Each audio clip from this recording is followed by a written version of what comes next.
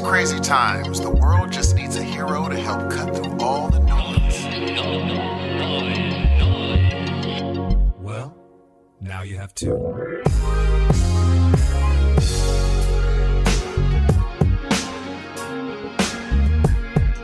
Good morning, good evening, good afternoon, ladies and gentlemen. Welcome to yet another episode of Your Heroes of Noise. I'm one half of this dynamic duo. My name is Steve. What's happening, ladies and gentlemen? My name is Dan. Welcome to episode 131. It is 131, right, Steve? Affirmative. All right, just making sure, buddy. Coming in hot today, Bell. I'm just gonna let you know right now. You're coming in like a fire starter, baby. Like you're out of control today. You know what I'm saying? You're coming in super hot. That's how I do it, bro. It sounds like you're yelling into my eardrums right now, sir. I am so sorry. You know what? I need to calm it down a little. I'm just saying. We have guests today. A very special guest.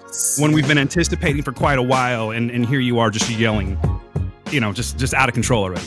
I am. Let's get it together. Ladies and gentlemen, welcome to the show. It's the goddamn Heroes of Noise, and we're at your service. What is happening? I'm feeling good, man. How are you feeling? How's this week been for you, man? I'm feeling fantastic, brother. Seriously, I'm not going to get into my whole, my whole physical routine that I'm doing now. But I got to tell you, week after week, I'm getting better and better. Seriously, and that's no joke. Like spiritually, physically, wow. spiritually. I like to say spiritually. I like to say words that you can correct me on, Steve. So how are we doing so far? I never expected spiritually to come from your mouth in serious tones. Well, I mean, when I say spiritually, I'm not talking about like, God and stuff. I'm just possessed by spirits because it's October. Okay. Now I'm with you. With you. Cool. Yeah. Right. I got the devil all up in me right now, dude. Oh, wow. There it is. Yeah. Hey, guys, guess what? We have a special guest. This is someone that I have had the opportunity to actually meet in person. So a few months ago, it seems like 9 million years ago, I was in Chicago. It was March. No, it was February, actually. Walking to this ramen joint. Just got to Chicago. And I'm standing there. I'm kind of like shy because I knew some people online and stuff, but I never actually met them in person. So I'm sort of waiting my turn to introduce myself and stuff. And this dude turns around and he's like, "Hey, I know you." And he explains how he knows me, heard me on PCO, and we strike up a conversation. And he turns out to be like one of the coolest people that I met the entire weekend. We'd split up and we'd go do our own things and everything. And then we'd kind of like just come back and we keep bumping into each other. And every time that I talked to this person, I found something to make me like him even more. So he's a fantastic person. He's also got a brand new podcast out. Some of you folks may have heard it. It's called Smorgasborg, and he hosts it with another person that I met in Chicago by the name of Neil Tholander. Great guy. This is a great show. It just started, and we'll let him talk about it. But ladies and gentlemen, if I could please introduce a very nice person, a very kind person, a very cool person. His name is Steven Farshid. Yay. Steven, what's happening, bro? What is happening, man? Like, wow, what an intro. I just kept waiting for my cue to come in and say something. I just more and more accolades kept building up. And I really appreciate that, man. It was awesome meeting you. This is an awesome, I could have met Steve Hudson as well, too, I heard at some point. And that's a whole other story, Steve. Hopefully there'll be a future opportunity that I get to meet the great Steve Hudson. But I'm ecstatic to be here. I wasn't a listener before C2E2, and now I'm just a fanatic listener. So this is a true honor for me to be here. Oh, I love it when we honor people. Fucking fantastic. So, it's going to be a little difficult. I'll probably mess up, guys. I'm telling you right now because we're dealing with Steve and then Steven. This will happen a couple times this month. That's all I'm going to say right now. However, Steven, do you want to talk about the show a little bit, about Smorgasborg, how this came to be? Yeah, we got together, and I was really interested in, like I said, listening to this show in PCL. I really, really liked the camaraderie and the just fact that some people, everybody can get together, once a week or once every 2 weeks and talk. And I said, you know what, I want to be a part of this. And I got a face for podcasting, so I figured, hey, let me reach out to some people about like my passion, and my passion is Star Trek as far as the pop culture and geekdom.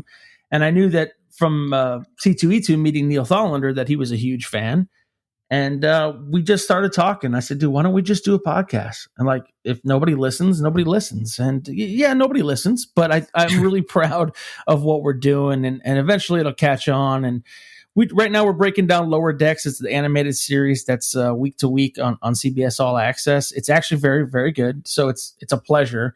It's not everything is always a hit, but this one definitely was. So we're breaking it down to week. We're, giving us our thoughts. There's lots of Easter eggs. We're breaking that down. So yeah, just having a really good time hanging out with Neil and podcasting and just getting my feet wet in this world. That's a hell of an answer right there, Steve. You see, that's a perfect answer. This is why I wanted him on the show. The man has something to say. Now, curiosity, what made Star Trek the thing? It's there's only a few things that I really feel like I have knowledge of and passion for, like that enough to where I feel like I can share that with other people. I'm not really into music that much, believe it or not. My friends and family call me Top 40 Farshid, and I'm one of the only people that listens to like celestial radio still in the car. Wow. Yeah. So very antiquated, but Star Trek is something that I know a little bit about and I have a lot of passion about. I also, vintage comic books are one thing, but there's only so much you can really talk about vintage comic books. But with Star Trek, there's a nice fan base there, and there are 100 podcasts out there about Star Trek, but I don't think any of them are by really cool people like me and Neil. I love that. That's what I love, because I always wonder. I'm like, I wonder what, because a lot of people go Star Wars, a lot of people go whatever. Like, what connected you as a child to Star Trek? It used to be on when I got home from school, the repeats. Like I've never watched a live series like as it was airing until Discovery started a couple of years ago or a year and a half ago now. Even the Next Generation, which was the first series that I watched, it was all just reruns, and it was just something that was on, and I could get in there. And I wasn't really even into sci-fi. I did my two shows when I was growing up was X-Files and Star Trek when it comes to sci-fi. And it was just something that stuck, like the ideologies that were a part of it. It was really inclusive. They always talked about, understanding each other. And that was just something completely different that was on TV. And I just really stuck with that. And I really liked the ideology and the philosophy behind Star Trek. And now more than ever, we really need it. So. Now, if there's a lot of people right now listening to your voice and saying, I want to listen to any podcast that this man is on, but they kind of don't know anything about Star Trek. So what would you say for the beginner? Be like, if you really want to get into Star Trek and start getting kind of into our show, where would you tell the beginner who has never watched a Star Trek episode to begin? Well, Next Generation is commonly, understood as the best series. Of course, there's arguments on all kinds of sides, but Next Generation is the easiest to get into. But now with things like Lower Decks, this animated series, it's real goofy, it's real funny, and it's real loose. And if you have CBS All Access or, have the ability to sign up for it, I highly recommend it. It's witty, it's funny. It's from the writers of Rick and Morty and the creator of Rick and Morty. So it's kind of a little bit in that style, but it also really, it actually is really true to the source material. Like it doesn't make such a mockery of it that it just steps all over the fandom. And actually it's pretty much in canon with the rest of the shows. And I think the creators have done an amazing job with this show. And it's a real easy watch. It's 25 minutes. You'll have a really good time with it. And that just happens to be what our podcast is right now, because we're currently covering that. So it's a real good companion to the Lower Decks animated series on CBS All Access. I used to have a thing for Marina Sirtis, Jay. Yeah, that jumpsuit, huh? Gee, I don't like. She was the first person I saw because my mom used to watch Next Generation, and I was walking past the TV and I kind of stopped. I was like, "Hold on now, put that in the Rolodex." Which one is this? I know the characters. I don't know the actor's name so well. Which one is this? Counselor Deanna Troi. Oh yeah. I feel you, Steve. Man, listen. She was booming. Booming. She was too booming for that ship. You know what I'm saying? She still looks good today. She still looks good. She does. She was in the series Picard for a couple of episodes. Dude. And she looked really good. For me, believe it or not, my crush was Janeway.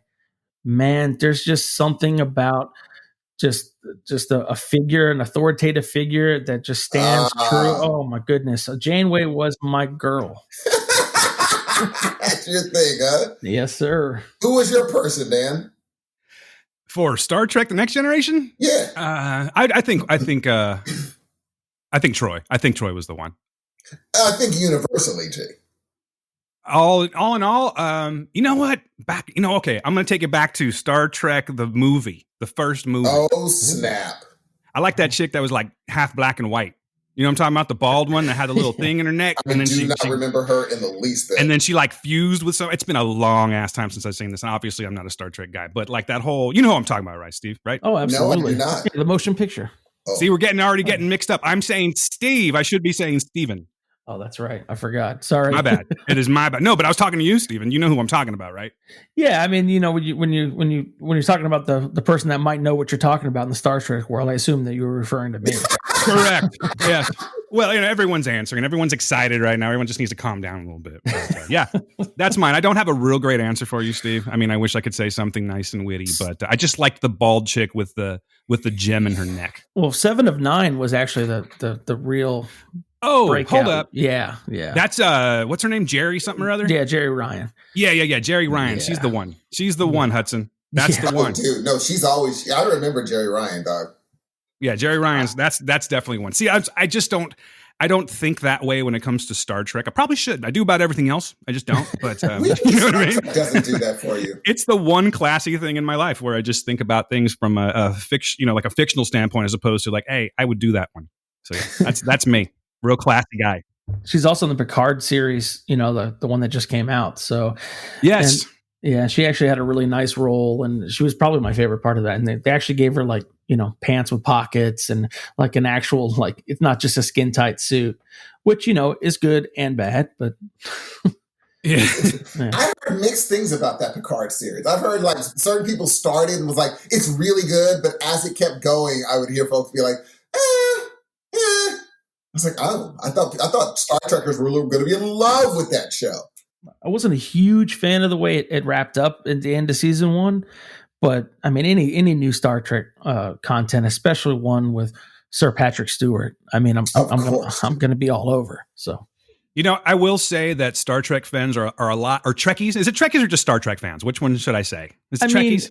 I guess Trekkies is fine, but sometimes it's used a lot in the derogatory sense. That's what I feel like. Yeah. Yeah.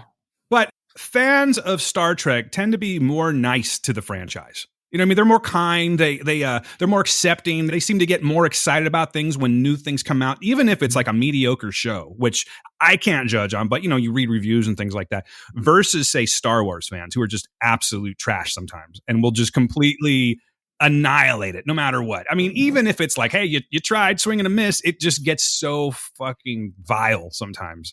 And I got to say, you guys are way more classy. Oh, I appreciate that. Out of the two franchises, I would definitely say we have much less trolls and gatekeepers than the other franchise. Hopefully that continues, because there's a lot of new Star Trek content coming out now. I mean, you got Picard, you've got Discovery, you've got Strange New Worlds that's starting next year sometime. You've got this animated series, Lower Decks. So, of course, the more of this content that continues to come out in the age of the internet, because remember, the last new content that came out before Discovery was the last movie, the last next gen movie that came out, if you're not counting the J.J. Abrams one. So, the fandom, now that we're in the internet age, there's an opportunity for them to come out of the woodworks and really, and of course, not everybody loves the new stuff, but yes, for the most part, I would say that we're the classier of the two. I wanted to talk about something real quick with you. Comics. Yes, sir. This is a big thing for you. And by the way, ladies and gentlemen, I know this is the part where we tend to just tell dick jokes and things like that. But this is when we have guests on, and more importantly, guests that have something to say, which most of our guests do. So we're very lucky that way. I think all of our guests are actually pretty awesome. We've been very lucky that way. But I like to use this opportunity to kind of get to know you guys, almost like a Heroes of Noise spotlight, if you will, Steven. You know what I'm saying? So when I met you, there was one point in time, I won't get into any kind of monetary things or anything like that, but I had gone up to you. We were just getting ready to go into a panel. You're chilling. I just met two people that you were see, Steven's a very friendly guy, Steve, and he just talks to everybody. So I think it was like Shanks and I, we were walking up and we ran into Steve, and he's sitting there by the window. He's just chilling, having a little breather. And he shows me this comic that he has in his hand. And I wish I could remember the name of it. I know, I think it was a Spider-Man comic. I can't remember which one it was, but let's just say it was a pretty penny. So I was very impressed by this. He's like, yeah, ain't no big thing. I'm very curious, Steven, like, tell me a little bit about, are you a comic dealer? Is that what it is? Or tell me a little bit about that. So, I mean, I'm a comic collector at heart. I've been doing it since I was a kid, since I was 10 years old. There was the death of Superman that brought a lot of us out of into the comic book shops. And I was the perfect age of that. I think I was 12 or 13 when that happened, 1992. And that was like really the start of it for me. My father really loved, the new shiny foil covers, the holographic things that were coming out from like the X-Men back in 1992.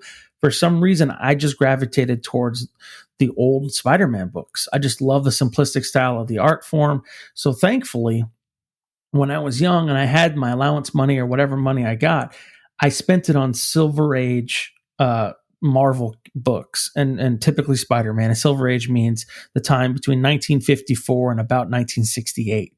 So I'm buying books up $5, $10, $15, $20, and I still have a lot of them. And luckily, all those have seen a lot of gains since then. So the last couple of years, when I decided to be an adult, I decided to start really organizing them and think of the ones that I really want to keep and the ones that I want to upgrade. So as I upgrade books, and by upgrading, I mean, I've got, Amazing Spider-Man number 26, and I pay $20 for it. And maybe that book is worth about $200 at this point. Yeah. And I want a nicer copy. So then what I would do is I sell that one. And then I purchase a real nice, clean one that I can keep forever, an investment grade comic. So I'm a collector, but I have kind of become a trader / dealer as I'm upgrading my collection. So that's kind of where that came from. And it's half the reason I was at C2E2. I was there kind of conducting business, making some trades and keeping a pulse on what's happening in the industry, because the industry has seen amazing gains over the last, particularly 10 years, but even recently in the last 3 years. And then even more, believe it or not, in the last 8 months since this whole COVID thing started. And it's really shining a spotlight on the fact that some of these blue chip comic books are actually assets and really an alternate to investing in the stock market and things that are a lot more volatile. Because if you look back on the steady gains of something like Amazing Spider-Man number 1, you can look at a chart from the last 20, 30 years, and it's just a nice steady rise. There's no point where it ever dips sharply. There's no point where it's like, oh, I got to sell this to get my money back out. It's just a steady rise straight up. And it's starting to really be a market where people are excited about getting into. And it's also fun. Day trading and stock market, I guess it's kind of fun, like kind of gambling. It's like a thrill. Yeah, exactly. But this more is like, hey, look, I also have a piece of something from my childhood or something from my father's childhood or my mother's childhood, like something that is also really cool to own, not just some, made up stock somewhere in the ether. This is something I'm holding in my hands. A piece of history. And I've seen great gains and I've been able to make purchases and turn around and make profits on that. I actually set a record last week on eBay for a certain book, that John Cena Peacemaker show. Oh, yeah. Yeah. I had the first appearance of Peacemaker, which is a book from 1964. And it's a hard book to come by. And I had one in really high grade. And I actually set a record on eBay and had to do some interviews for some other comic sites during that. So I've been real fortunate that I'm in the position that I can do this. And it's also really, really fun. So look at this guy with the cool. getting all famous and shit from his collecting. I think that's pretty dope. And that's the thing. It's like, I totally get it. Like, I respect the fact that you're investing in something that you have affection for, sentimental value for, because I get it. I got a few grand in stocks, and I don't know. I don't personally find it fun. It's one of those things where I'm trying to have the philosophy of let's just put it aside and not think about it. Whereas like with you could look at your, you know what I mean? And then getting back to what I was saying, later on, hopefully it's going to do what I need it to do and I'm going to make some gains on it. But with you, you can actually, I imagine that when you finally find like your upgraded pristine comic, you're not touching that one. It's more of just looking at it in its case. Is that correct? You don't look at it anymore? I have a display on my wall right now with like 10 of my favorite books that are graded up on the wall. And then I have probably 10 more in a safety deposit box. Now, those are the ones that I won't touch until either, God forbid something happens, or we decide to make a really big purchase or open a business or something. And we really need, hey, I need, $100,000 to help start that business. That's in the safety deposit box. But the ones that I like to look at, the ones that I look at every day here. And when you say they're not going anywhere, at some point you're kind of forced to sell them, because the value is just like the Peacemaker book that I was talking about. I really like that because I like rare books. I like books that you don't ever see. Sure. And, I paid $120 for that book a year and a half ago, and I sold it for $3,000 the other day. And Lord, God damn. You see what I'm talking about, Steve? I want to keep that book forever because it's rare. There's only 4 other that are graded higher than that book. But at some point, the money's it just forces me to sell. Now I take that $3,000 and I can invest it in some other books and do the same thing over and over. But you got to have the knowledge, and it's like you said, it's a little bit of a long game. I mean, there are some quick flips out there that'll take about a month or two to triple, quadruple in value. But some of these long games, especially with all these TV shows and movies coming out, right, about a year and a half. Well, with COVID, that's been extended, of course. But the knowledge, the hints, the whispers start happening about a year and a half before the actual movie, like the first trailer drops. And if you can get in there and dig in there and keep your ear to the ground, you can get wind of certain characters that, because I heard about possibly Peacemaker being in a movie a year and a half ago. So I just took a gamble and I took a shot on some of the books. And thankfully, seen as a big star, James Gunn is a big star. That's the perfect storm. That's not going to happen every time. Right. But as long as you do you don't go too crazy with the investment, you do a lot of research, and no matter if a character is introduced in a TV or movie property that nobody thought of a year ago, that book that you got is going to minimum quadruple in value. Minimum. Jesus. It's so weird that you're talking about this, because I was watching a show about comic trading and comic buying and stuff. And I was like, I did not know people go to cons only for that reason sometimes. They're like, oh, we have a meetup being like, hey, there's someone selling this huge comic, and all of us are putting bids. Oh, absolutely. Like, that's crazy. Oh, absolutely. I had no idea. I was like, oh, there's a whole different environment at these cons that you are not a part of.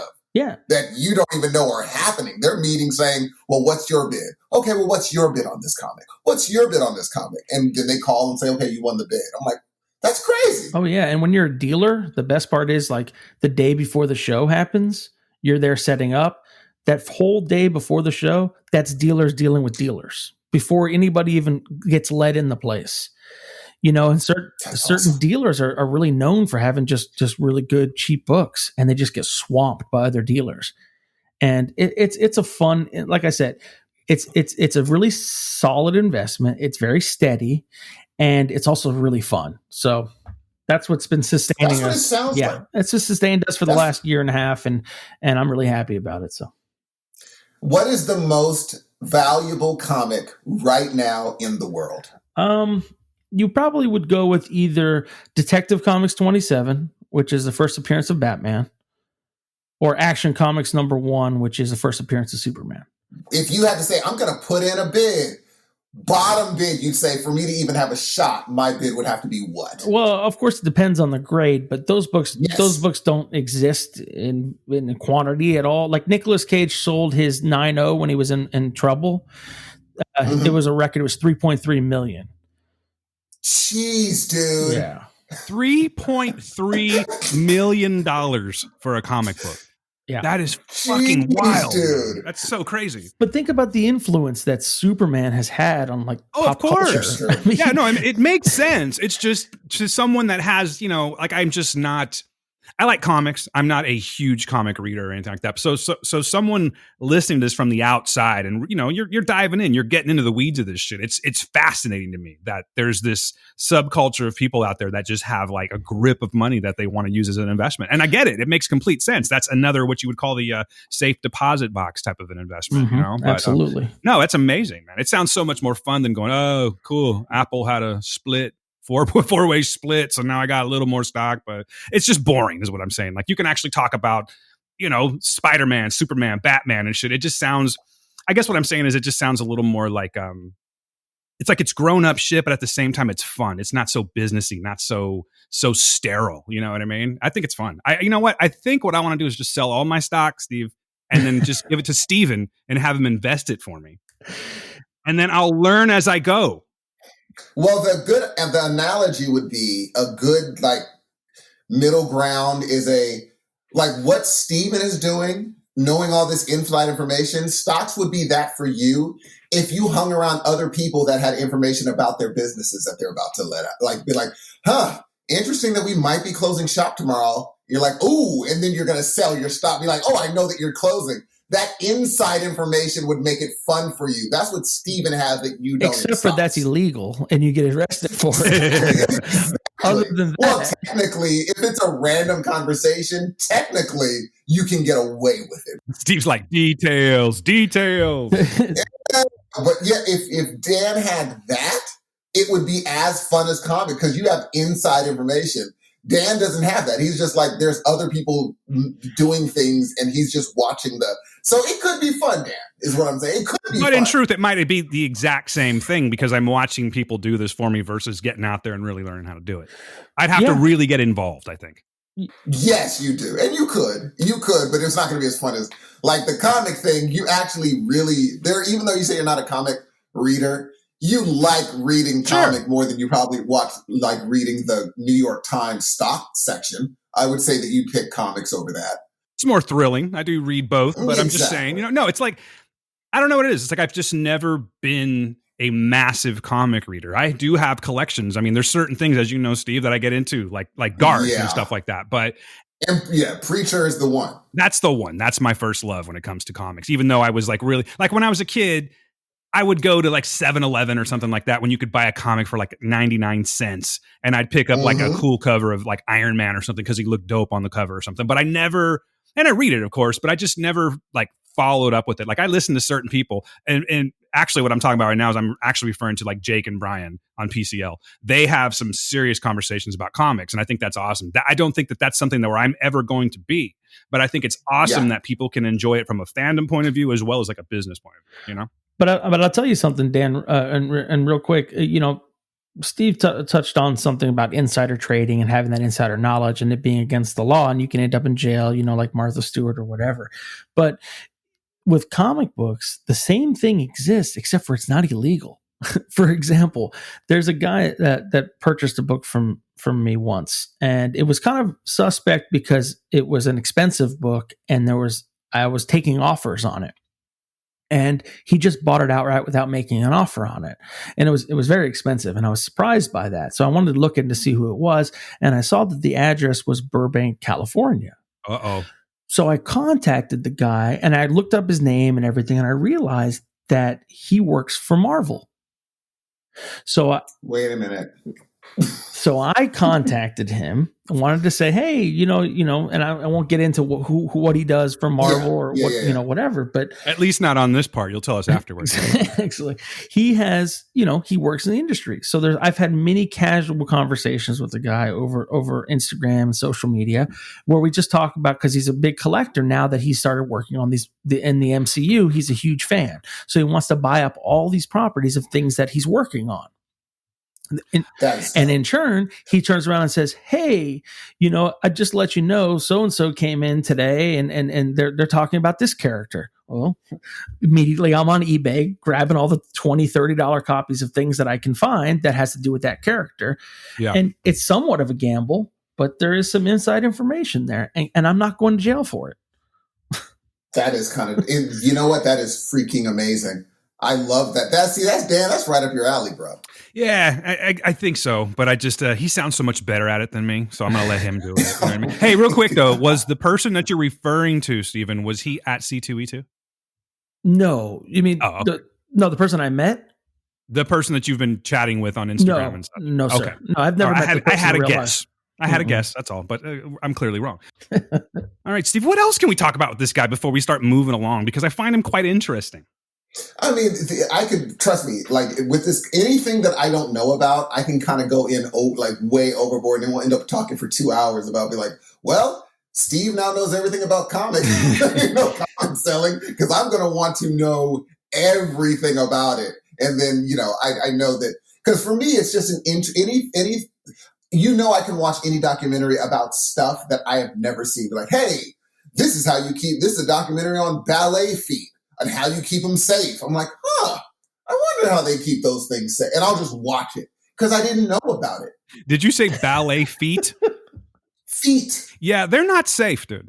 They beat the shit out of their feet. Yeah, I've noticed that only because I watched a documentary about ballerinas and I didn't know that when they took off their shoes, I was like, I didn't know that was an issue. But then when you think about it, you're like, that would totally be an blisters, issue. Missing toenails, bunions. Yes. I mean, like it's hardcore. You know what I mean? Gail used to dance, but she lucked out because I've seen some videos of people that are like taking off their ballet shoes and their feet are fucked up. But I mean, I guess that's the dedication. Gail used to be a ballerina back in the day. Yeah. Okay. Okay. Please explain your tone.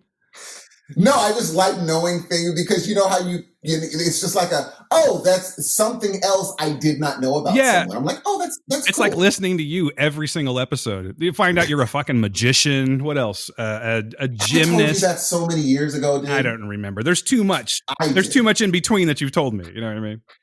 Yeah, because I know I've told you. I don't like now. I really want to find more documentaries about the art of selling comics. And and here's the thing, I love Kevin Smith, but I'm not going to watch that show. The comic book man. Yeah, no. I want the end. Someone's following, and I know there has to be a documentary out here. And if not, Farshid, what are you doing? This is true. You are like that little story you just told us about the 3 racks you got off of one. If you put that in a documentary and someone would have seen that, all of a sudden someone's husband is dialing a number and their wife is like, what are you doing? He's like, about to buy my first comic book right now and sell it for $3,000. Do that, dude. I mean, as much as I would love people in this industry and people being a part of it and collecting, because obviously it sustains it and keeps it. Yeah. But at the same time, you don't want to like get a bunch of American pickers out there. That's true. Doing what you're doing and getting in the way. It used to be a lot easier back before the internet. Obviously, you can just put an ad out and you just get a bunch of phone calls and just show up at somebody's house and just clear out their basement full of books. But can't do that anymore. The first thing they do when somebody passes away or something and their collection's been left behind, they grab the books and go to eBay and find out what they're selling for. And, they got the knowledge on it now. It's not as easy as it used to be, but it is definitely fun and interesting. I don't like the dramatization version of it, like you were saying on Comic Book Men, or you see on Pawn Stars when somebody brings in a comic book and they bring their quote unquote expert in here. And their expert sits there and says all this. I mean, you're just looking at this guy like, what are you, crazy? Like, where are you getting these numbers? Where are you getting this information? Yeah. That's an AF-15. That's the Amazing Fantasy 15, the first appearance of Spider-Man. And you're saying you couldn't give this guy $3,000 for this book? I don't care if there was 8 missing pages. You're giving this guy $3,000 for this book. That's a great price. Take it and please be happy with it. You know what? That's a good point because I'm wondering. I bet a lot of people did that whole storage unit thing. Until what was that show? That the store they raided the storage units. Yes, when that happened, I bet all of a sudden when Bob from down the street used to go to empty storage situations, and now when he gets there, there's like 40 people waiting. He's like, that freaking show. Yeah, and it's all this show messed it up for everybody. It's all Chad and Jessica, and they're 27 years old, and they're just playing little weekend warrior, and getting all trying to act like they've been in the business and know what they're doing. But exactly, That seems to be like the human way, though. If you see something that's sort of rising in pop culture, something specifically like what we're talking about, you're going to get a bunch of people that latch on like barnacles. You know what I mean? Like even in the sense that how I was joking, like, oh, I want to, take my money out and give it to Steven. Like, I think there's really people out there that will just, oh, well, now I want to try this instead without heart into it. And I think maybe it's just more of like I'm sure there's some interest involved, but I'm thinking it's like the get rich quick mentality. I'm going to try this and see if this is the way to do it. Much like, oh shit, I don't know, like people like me, for instance, Steve, that decided this week. And believe me, this is not a get rich. This is not a get rich quick situation. I have reasons for it I won't get into, but it was more of like I just wanted to I wanted to see what it was like. Okay, let's just say that. All right. It is not a money making scheme whatsoever. In fact, it's probably it's helping for a very short term. I decided this week that I would do some Uber driving, Uber Eats. Can we pause right now? No, we must keep going. Let me just we have to soak that. You can't just keep going with that story, Dan. Do you know how shocked I am right now? I was waiting for you to reply because I'm sure you're going to beat me down. I don't know even what to say. You don't need to say anything. I do. There's a reason I'm doing it. It's a short-term situation, and then it's bye-bye. But I will tell you one thing. I did have a job back in the day where I was a courier, and I would just drive around. First of all, I love driving. So I'm one of those weirdos that actually loves driving around, and I'm not inconvenienced by it whatsoever, unless, of course, it's something I don't want to do. I just wanted to see because, like, my son did it one time, and I went with him, and I thought, it's kind of fun. It's kind of fun. But I mean, I'm basically driving around listening to podcasts, picking up food, and going, there you go. It's non-contact. It's amazing how much these people tip, to be quite honest with you. I'm actually quite surprised about that. But no, this is just a quick little means to, I'm just trying to fix something real quick and then I'll be done with it. It's not like, guess what? I'm stopping my career, Steve. I know that this whole MRI thing is like set for a career with, a retirement and benefits and things like that. Nah, I think I'm just going to go ahead and just deliver food. Not that there's anything wrong with that, ladies and gentlemen, but for me, I just thought I'd give it a shot. And you know something? I got to be honest with you. For the 2 times that I've done it so far, it's actually pretty fun. Am I a fucking weirdo? So Total silence. Crickets. Dude, I don't even like, okay, wait. Okay. I know you said this is not a money-making thing. Yeah. You're not doing it for money. I'm not doing it to get rich is what I said. You're just doing this because you have the time during the day, and what else would you do? Not necessarily what else would I do. If you want me to give you the boring answer. No. I'm just wondering. I got a bill I want to pay off quickly. That's it. That's really the honest answer. I have recently, I think I've talked about it on the show, and I won't totally get into it, but a couple of years ago, I had an issue where I had identity fraud. And it completely fucked my credit all up. I am now on the ass end of 2020 like we all are, and I'm actually making progress now. It took a while to make this happen. So it's like, I'm just trying to get things done a little bit quicker because as I've been saying ever since I think the word, I want to move out of this fucking house. So there's things I'm trying to do. I just had to kind of get my credit back in shape because there are evil people out there that want to get on the internet and steal your information. Well, okay, now it makes sense. And I will say, first of all, that if I was working more at my day job, my real job, I mean, I can do what I'm doing in a matter of hours with this other one. It's just kind of fun. It's just something to do right now. During the day, Gail works from home. And if I'm home, it's basically, we have to have like this invisible wall because I can't distract her because she's doing her job. You know what I'm saying? So there's times where I'm a little bit lonely, Steve. I don't want to watch TV all the time. I can only do so much DDPY yoga. You know what I'm saying? So I thought I'd get out on the road and meet some people and stuff. It's actually kind of fun. That's kind of, and you know what? Here's what I'll say. Now it makes sense. You set it up. Maybe. As in, this isn't a money-making thing. Because it's not. I just decided to be an Uber girl. And I was like, okay, you can't say it's not because you are making technically money. Yes, I'm making money. That's what I'm saying. When you say it's not a money-making thing. It's not a get-rich-quick thing. Maybe I put 2 things together that I shouldn't have because I'm kind of known to do that kind of shit and not really segue very well. But yeah, I just wanted to give it a shot, and I think it's awesome. It's fun. It's awesome, dude. Of course you should do that. Yes. However, I will say that I imagine it'll probably be a matter of hours where I'm like, you know what? Fuck this. I'm done. I don't want to do this anymore. But for now, it's a goof, and I'm having it's going to take one really, really bad customer. Well, you have to understand, I deal with horrible people on a daily basis in my job. You know what? You're right, dude. It's a thankless job, and there are no tips. and there is no driving to a different location. It's staying at one spot, helping a bunch of people that are usually probably pretty nice. Some people are just assholes. It's built into the blueprint. But like most people in my field tend to come in and they're acting a certain way because of anxiety, fear of the unknown, claustrophobia, things like that. Yeah, that's the big one. That exactly. Yeah. But for something like this, I'm probably going to get some douche nozzle that'll say whatever to me. I mean, I know a couple of people where they've had some pretty rude things that have been said to them, but I think it's just going to be a matter for me of just going, you know what? I'm done. Like, that's it. This was a goof. Totally and I accomplished what I needed to do. I'm basically trying to pay off a bill in about 3 weeks is really what it is. That's all it is. But anyway. And I get that. And the funny thing, speaking of your job, I was watching a show that had your job. Every episode I watch, it's you. It's MRI.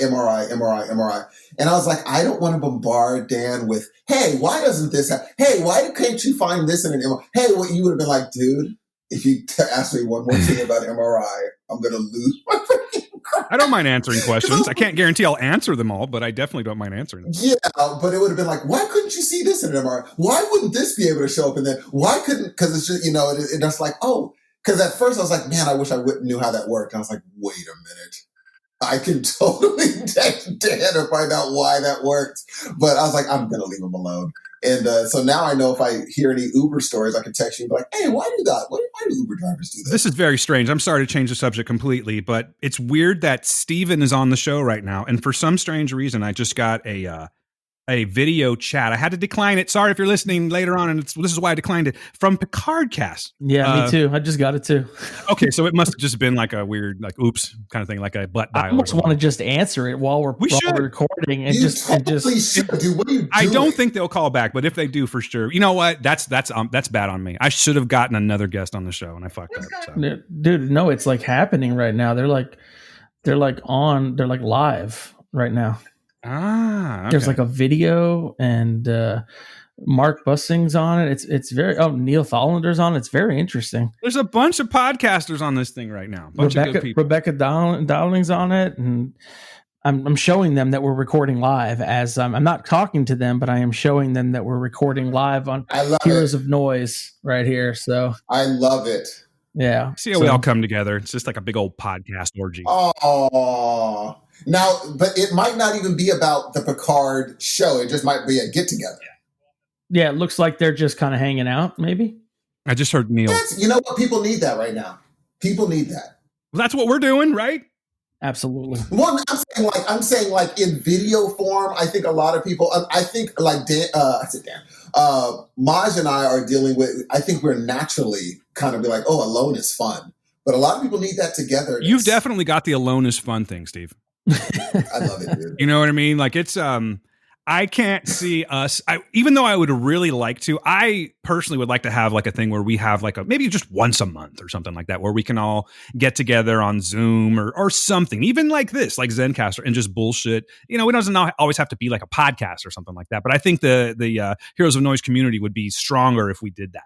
And I'm just putting it out there, Steve, that I would like to do that with you. So it's your move, sir. I have way more time than you do. But you could, okay, Dan, you do know that they would also just be like, hey, Dan could just start a video. Here we go. Here's what I'm saying. They would also you could just do that thing. You know that. Yes, I could. But here's a crazy concept, Steve. I know it's nuts. We could do that. And then they'd be like, it's not the fucking Hero of Noise show. It's Heroes of Noise. And I think that it would be, and I'm not trying to scold you or anything. I'm just saying, don't be so quick to just, you see how he does that, Steven? Oh, 100%. But it would be, 100%, probably weekly, right? Steven, dude, help me out with this guy. Help me get to the core of Hudson, because I can't figure it out. It's been almost 4 years and I can't figure this guy out. Holy cow. Yeah, I mean, if it's been 4 years and you can't figure it out, I guess that kind of leads to the fact that maybe you won't figure it out, and it is what it is. I mean, as you were sitting there telling the Uber Eats story, you know, I've actually considered driving for Uber just to kill some time too and make a little extra cashish on the side. But sure. The whole time I was just like waiting patiently because I wanted to hear for that little judgmental Steve Hudson tone.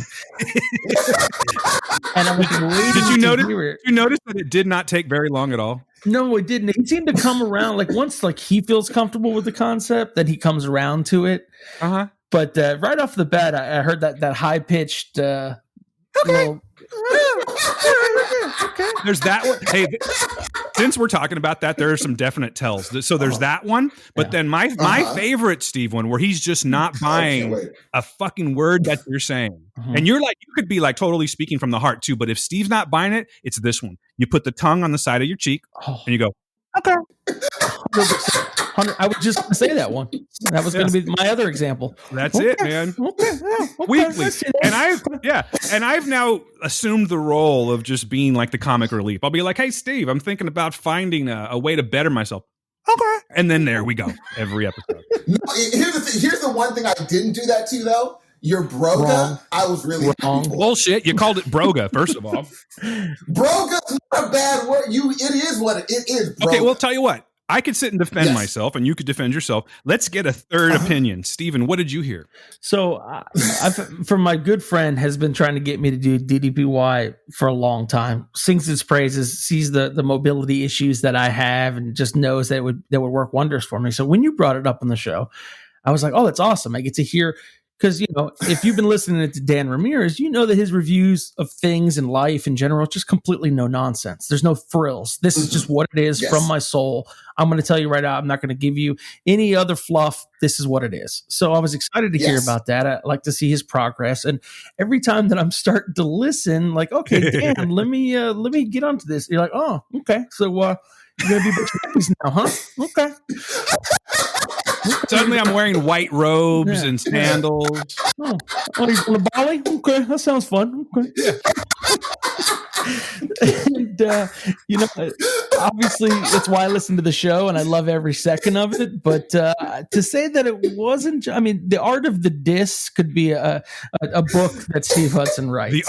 There it is, The Art of the Diss. It's beautiful. It's masterful because he sounds like he's your best friend as he's saying it. Thank you. But the third party definitely can hear a different tone there. And goddamn frenemy. That's what you are, Hudson, a frenemy. I will say the Bali thing. Yeah. Holy crap! Are you still thinking about doing that, dude? It was something that literally popped up like 10 minutes prior to us recording, and I'm like, hey, this just came up. I haven't looked into it or anything like that, but it sounds kind of cool. I'm sorry, it sounds cool. I've never been to Bali. I can't even. I know, but you were really. This is a very local joke right here, ladies and gentlemen. But I can't even get to fucking Madeira. Like, I just don't go anywhere.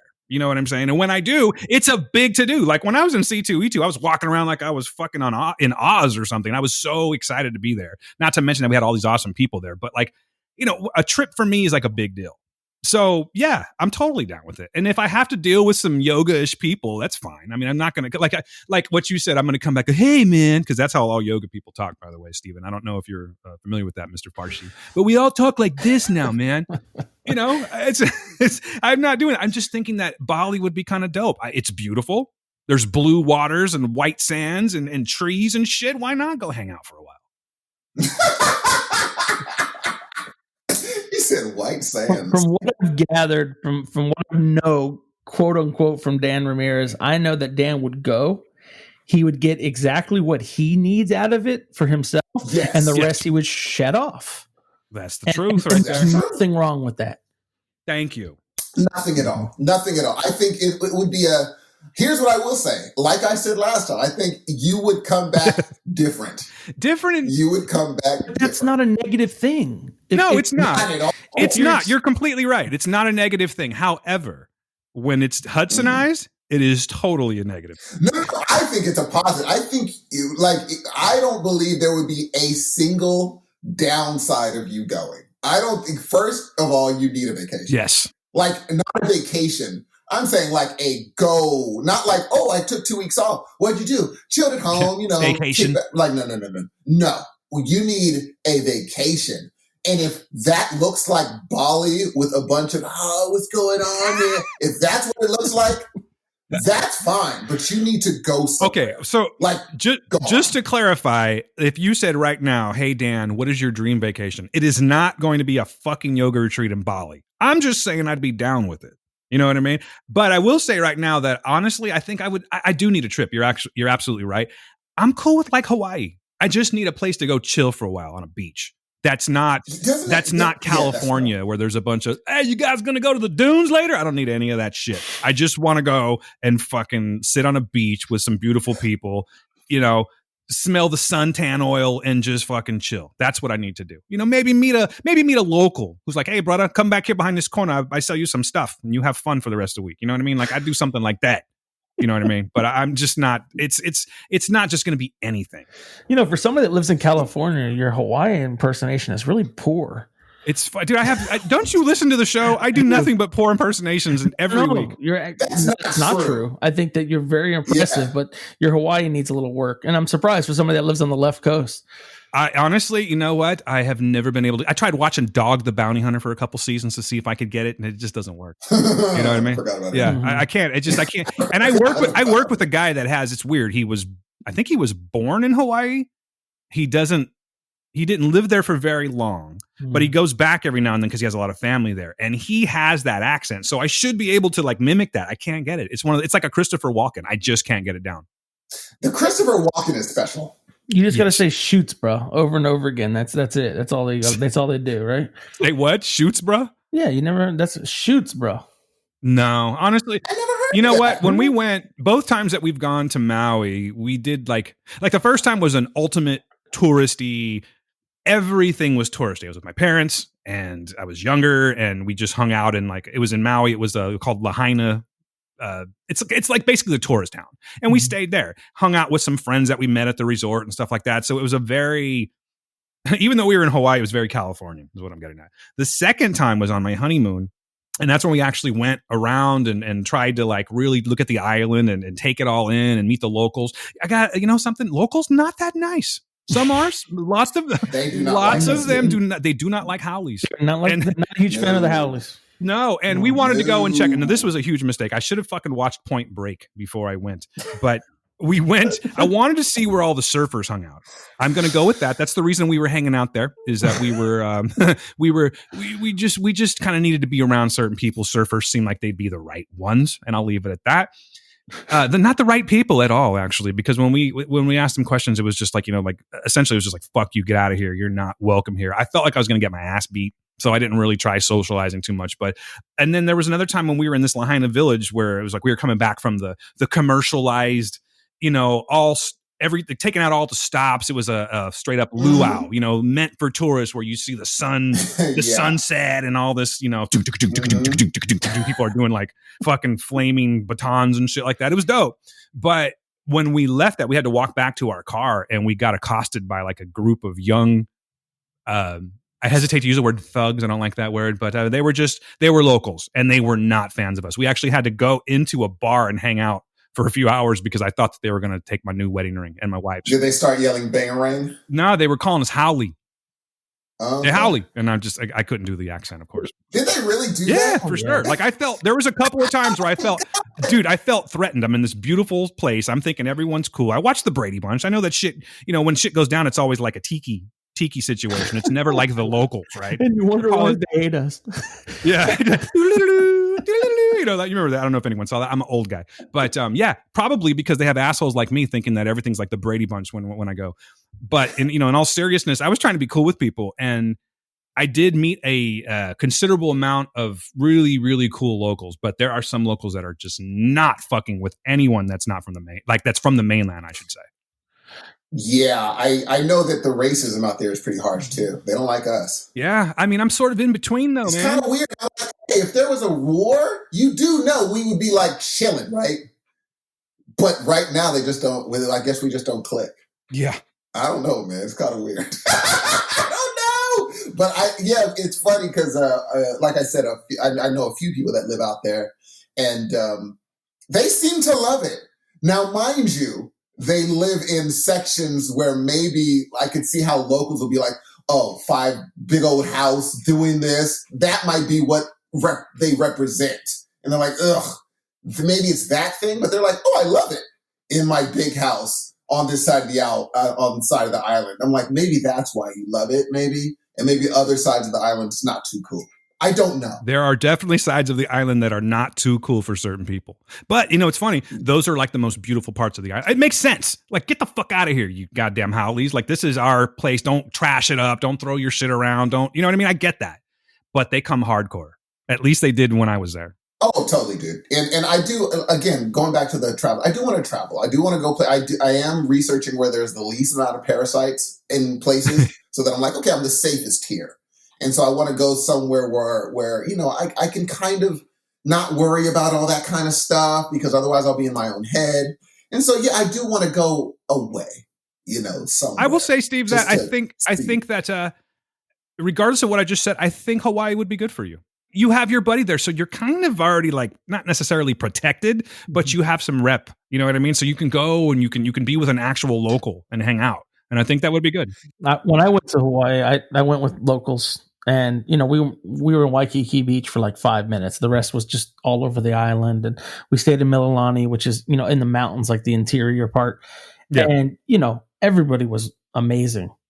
But I just happened to be, with the locals. You know what I mean? I came with people that are from there and understand how to do things and everything. So I had a very enjoyable experience. But I can imagine that if I would have rolled up in my flip-flops and my 5XL Hawaiian shirt and zinc on my nose like John Candy and Summer Rental and just been like, you know what I mean? Then there would have been a different experience. Fucking puka shells and all that. You're like, hey, bruh. Yeah, I get it. Fish hooks as my necklace.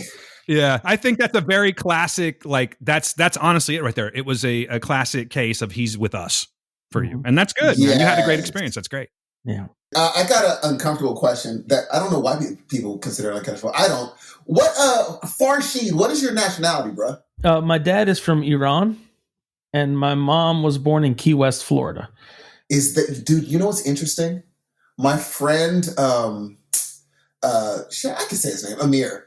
Amir was going to take me to Iran with him. Yeah. And he was like, stay with me. We're going to go to Tehran and we're going to chill out with each other. He's like, it's like a big city. You'll love it. And I'm like, word? He's like, oh, gee, I promise you. I remember he wrote this big old thing for me in Farsi for my wedding back in the day. Oh. And he was like, yeah, man, you got to come with me.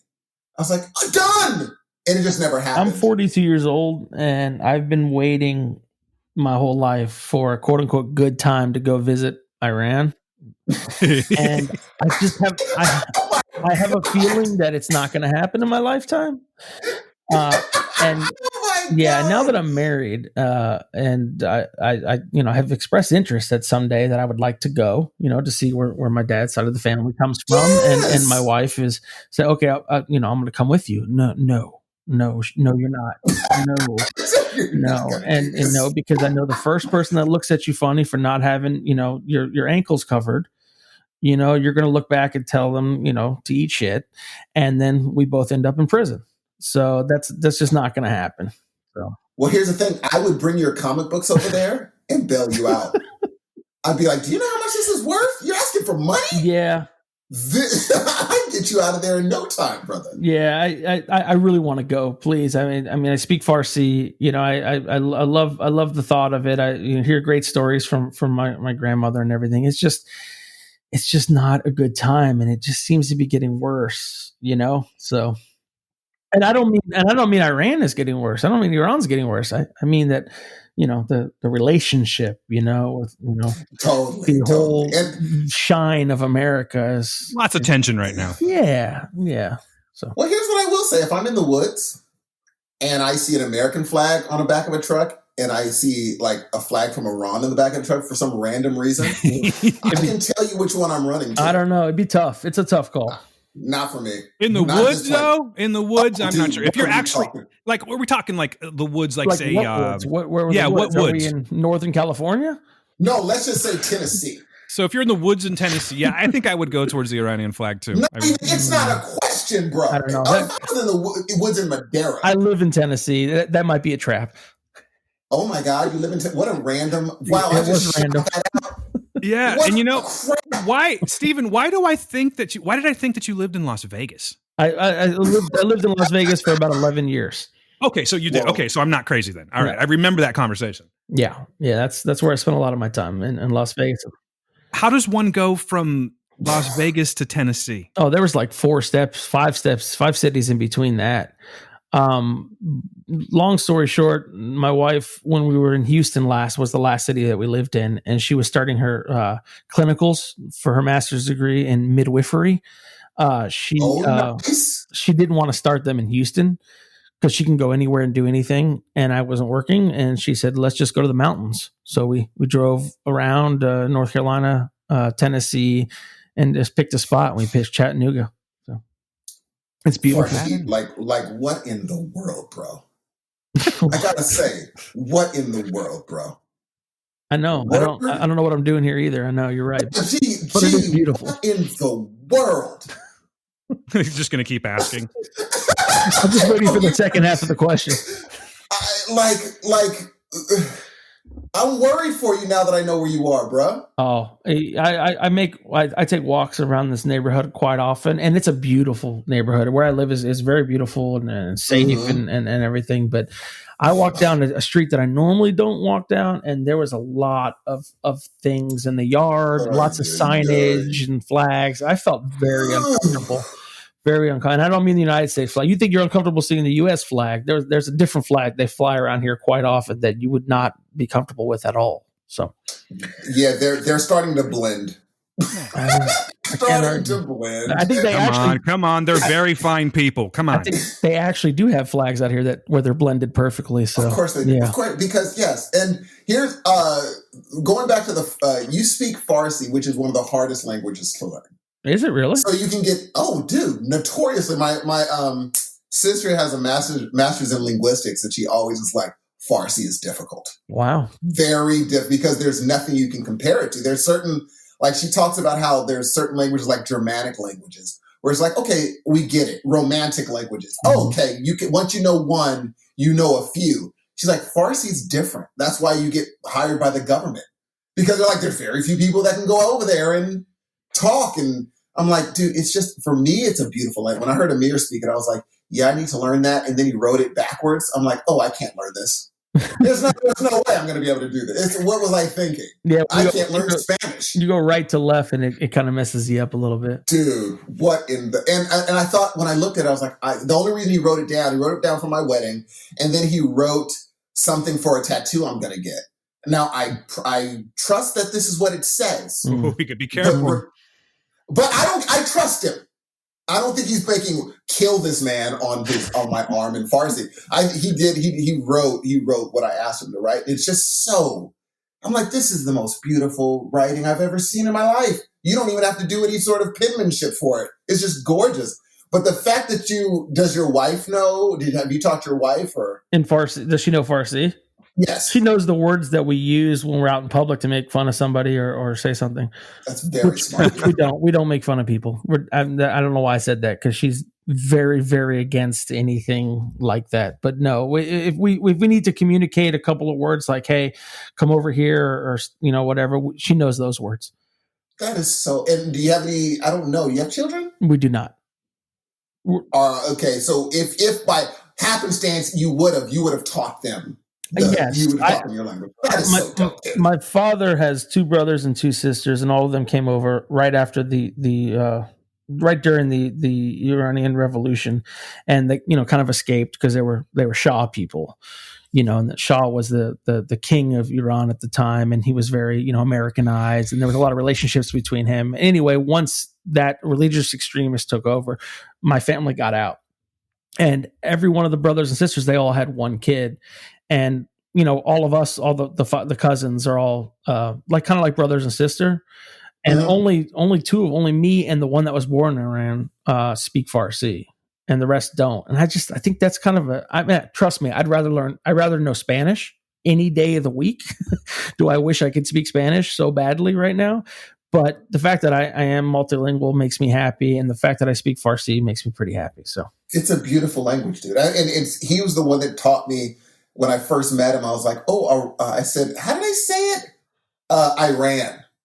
And he's like, no, don't ever say it like that. Yeah. I still say Iran a lot too. I do.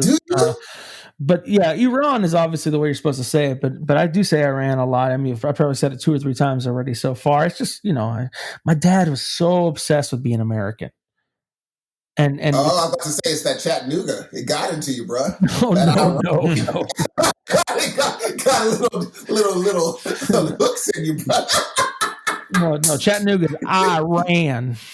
That's a whole different one. I have to get right back on the plane and be like, yeah, I'm done. They probably don't even say it either. But yeah, I think that, dude, I always was, when I saw your picture, I was like, I am going to ask him where he's from because he is not white. Really? For sure. My wife calls me white passing because I try to say things. She's like, no. It doesn't count. You don't understand. And I was like, okay, I guess you get it. I mean, dude, I guess you're right. But you do not. Dan, did you think that I was anything other than chubby white boy? I'll be honest with you. I thought you were like Italian. I knew the name didn't match up, but I thought you were Italian when I met you. Mostly because you called me a rat bastard. Get over here, you son of a bitch. Get over here, you prick. Come over here, you son of a bitch. Hey. Say hi to your mother for me, you cock bastard. Yeah. But I grabbed you on the neck and like gave you a noogie on the top of your head for no reason. Who's this fucking guy? I love this fucking piece of shit. So that's why I thought. Yeah. Otherwise, I wouldn't. It is so. Speaking of that, I think I'm gonna rewatch the Sopranos, G. I was thinking about doing that too, actually. I don't know why. Rewatch it. Yeah, I was looking on HBO Max the other night. And I'm like, I have not seen this shit in a hot minute.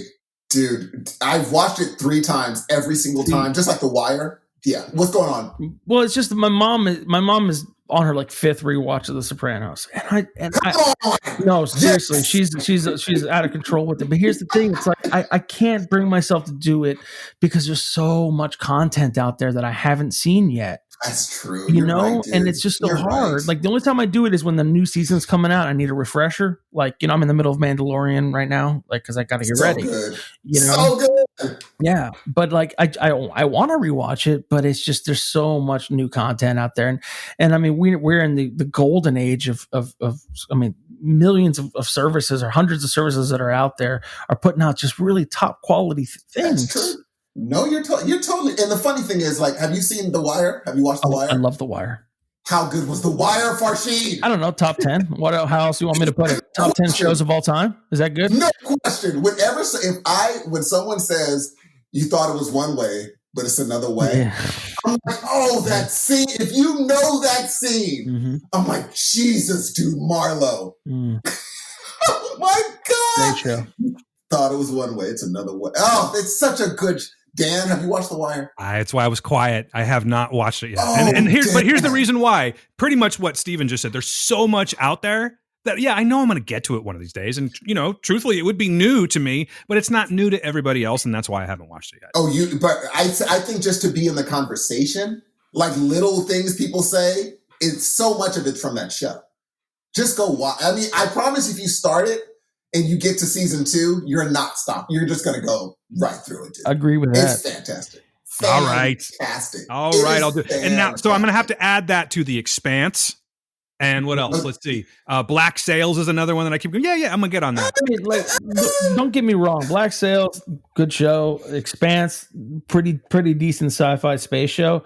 But they're not anywhere on the level of The Wire. No.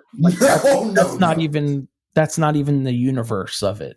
All I keep hearing about The Expanse is, bro, it's Game of Thrones in space, bro. You're gonna fucking love it. If you get through the first season, why is it always that? If you get through the first season, it's like I want to see them wow me on the first season. I don't need to have to get through the first season. You're talking to a guy that has a podcast on a space show, so it's good. It's good. It's good. That's it. That's the end of my review. You know what I mean? I'm going to be real with you. I totally do. I'm going to be real with you because what was I on? I was on Scenic Cast recently, and we were talking about that. I can't remember if it was on while we were recording or if it was afterwards. But they were, spoiler, Steve was actually telling me to watch that. He's like, I guarantee you're going to love it if you can get past the first season, blah, blah, blah. So I said, cool, I'm going to watch it tonight then. And I actually did. I watched 3 episodes in a row, and I get it now if you can get through the first season because that shit was dull. Like super dull. Yeah, dude. Yeah. You know what's and I'm not trying to offend anyone that loves the show. Obviously, it's just this one asshole's opinion. But I don't know, man. You're gonna have to sell this to me some more. Pay me or something to watch this shit because it is not popping. Yeah, I'm not gonna be the one to sell it to you either. I mean, like I said, I think it's good, but There's a character that's in season 1 that doesn't really have much of a role beyond that, and I think he was the best character in the show. So I don't, you know what I mean? So I don't know what what to tell you from there, if that gives you an idea of what I'm talking about. So. Well, on the other hand, though, I will say one thing. It's that I am that contrarian where it's like, if people are really blowing something, I usually want to see if I can find the negative in it. For instance, I've been talking about it for weeks. Tenet is another one thing. Everyone's talking about Tenet, and theaters just recently opened up back over here. They're going to be closing again shortly, but I had a chance, and I still do have a chance to go see it. And I've been trying to get over there just to see this one movie, just because I want to see, like, is it really this way, or is this just another Expanse that people are telling me? Christopher Nolan is like that way with me. You know what I mean? Like, everyone just, oh, fucking Nolan. And I'm like, that's cool.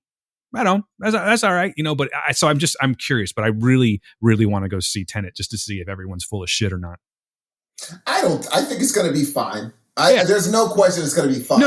And that's what I'm saying, Steve. Is that I think it will be fine. I think that Christopher Nolan is obviously an accomplished filmmaker. He does make he has some pretty sick ass visuals in some of his movies. I get all that, but I kind of think he's overrated. That's just me.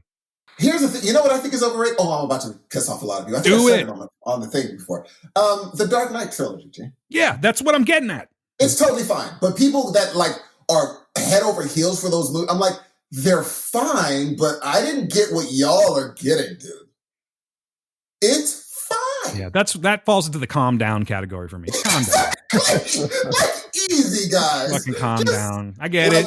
Heath Ledger killed it. Don't get me wrong. I get it. Batman's on screen. We had a cool Joker. I get it. But let's fucking all just calm down a second. You know what I mean? Because if we're gonna be real, G, can we just be real? Always. It's okay. You put anyone in that suit, it's not going to be much of a big deal to me. It's like, I love Batman, so when people are just like, oh my God, such and such is going to be Batman, I'm like, so he's going to be in the bat suit. Yeah, it's going to be good. Because he's in a suit. I like Ben Affleck. You put him in a suit, he's Batman. That's just because we can make trick photography and make him awesome. It does not matter who's in the suit. It matters who Bruce Wayne is. Yeah, as long as Bruce Wayne is not off-putting, then it's fine. Is. You put somebody in there, and it's going to be. It's all about the writing and the other characters, 100%. Bingo! And the best Bruce Wayne is still Michael Keaton. Oh, no. He was Bruce Wayne. Let's play a game. Okay. On the count of 3, I want you guys to say who the worst Bruce Wayne was. Okay, let me think. Wait, hold on. There's 2 automatics, but I know who I'm going with. The worst Bruce. Oh, shoot. Let me think. Shall I give you the name? Should I give you the names of everyone that's played Bruce so far? Let me make sure I'm not missing one. Okay, well, I guess we'll count Adam West, but that's not where I'm going. We'll go Adam West. Okay. We'll go Michael Keaton. Mm-hmm. We will go Val Kilmer. We will go George Clooney. We will go. Oh my God, I'm blanking. I forgot about them. Christian Bale. Are we going animated? Let's not do animated. Let's just do action films right now. And then of course, I said Ben Affleck, right? Did I say Ben Affleck? Yeah, now you did. Okay, and Ben Affleck. So that's who we have so far. Okay. This is easy. So on the count of 3, I want you to say who the worst one was. You guys ready? Mm-hmm. Yes. Okay. 1, 2, 3. George Clooney. Kilmer. Damn. What was yours, Steven? Clooney. Okay, so 2-1. I think we win, Steve. Not that it was a winning competition. Dude, Val Kilmer was way worse. I don't know, man. I don't know. He was terrible. He can't act. They were both terrible. But see, the thing is that they both can act, though. That's the thing. I think that's why I was so disappointed. It's like, you guys are both accomplished actors. Even Clooney was doing his thing, but he wasn't quite the Clooney that we know and love now. Clooney wasn't trying to be Bruce Wayne at all. Not at all. Problem. He was just being Clooney. He was just being George Clooney. Absolutely. At least Val Kilmer was attempting to do something. I mean, I don't know. I just think Clooney didn't even try, and I think that you could tell that he was dead set on not trying. No, this is me. I'm not going to do what you want me to do. Yeah. You're hiring me to be me, is what I'm assuming. Because Ocean's 11, I can see that guy being a sort of Batman guy. But he's not who... No, they said, George Clooney, here, we need you to be Bruce Wayne. He's like, all right, well, who's Bruce Wayne? Okay, well, he's a millionaire white guy. Got it. Say no more. He's like, I happen to be one of those. I can Say do no that. more. I got it. No. But I'm going to give you some more background. No. I got it. Go. I got it. That's the one thing I love about Michael Keaton is if I met him, I'd be like, there's no way you're this masked crusader. You're not him because look at you. You're not who he's just that's why I liked his Bruce Wayne was because he didn't like the money he had. He was just like, yeah, it's all ridiculous. This house is ridiculous. This table is ridiculous. How big everything is insanity. I get it. I'm like, okay, give me that Bruce Wayne where he's just like, yeah. He was a little bit of fuck my life, wasn't he? Exactly. He was just like, and when the guy was like, this painting is, he's like, yeah, that painting is this or whatever. He's like, how do you know? He's like, well, I bought it.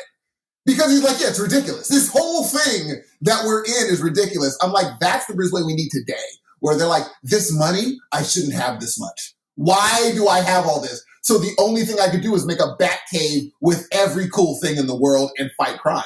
Because I have too much money. It's ridiculous. I'm like, yeah, I like that guy. I don't like Ben Affleck, that whole at the end, which was cute, where he's like, yeah, I bought the bank. I'm like, yeah, that doesn't make me like you more. The fact that you could buy a bank and pay off people's, yeah, I don't like that. But I like the Michael Keaton screw the rich sort of thing. I like that right now. Yeah, he was flexing a little bit, wasn't he, when he said I bought the bank? Yeah, dude. But like, yeah, you do know you could have just paid it off, right? I could have. done it that way. He's like, I'm fucking Bruce Wayne, though, Steve. You know? And here's the funny part. We now have a rich guy that's so rich in America that if he woke up with Bruce Wayne's money, he would kill himself. He'd be like, what have I done? I've lost everything. Life sucks so bad right now. I'm a trillionaire. How did I get a few billion? What happened? He's like, this poor bastard. This poor Bruce Wayne guy. We should start a GoFundMe for him. Dude, he would look at his account and be like, I'm poor. Now I know what the poor feel like. Oh my God. Rubbing elbows with the poor.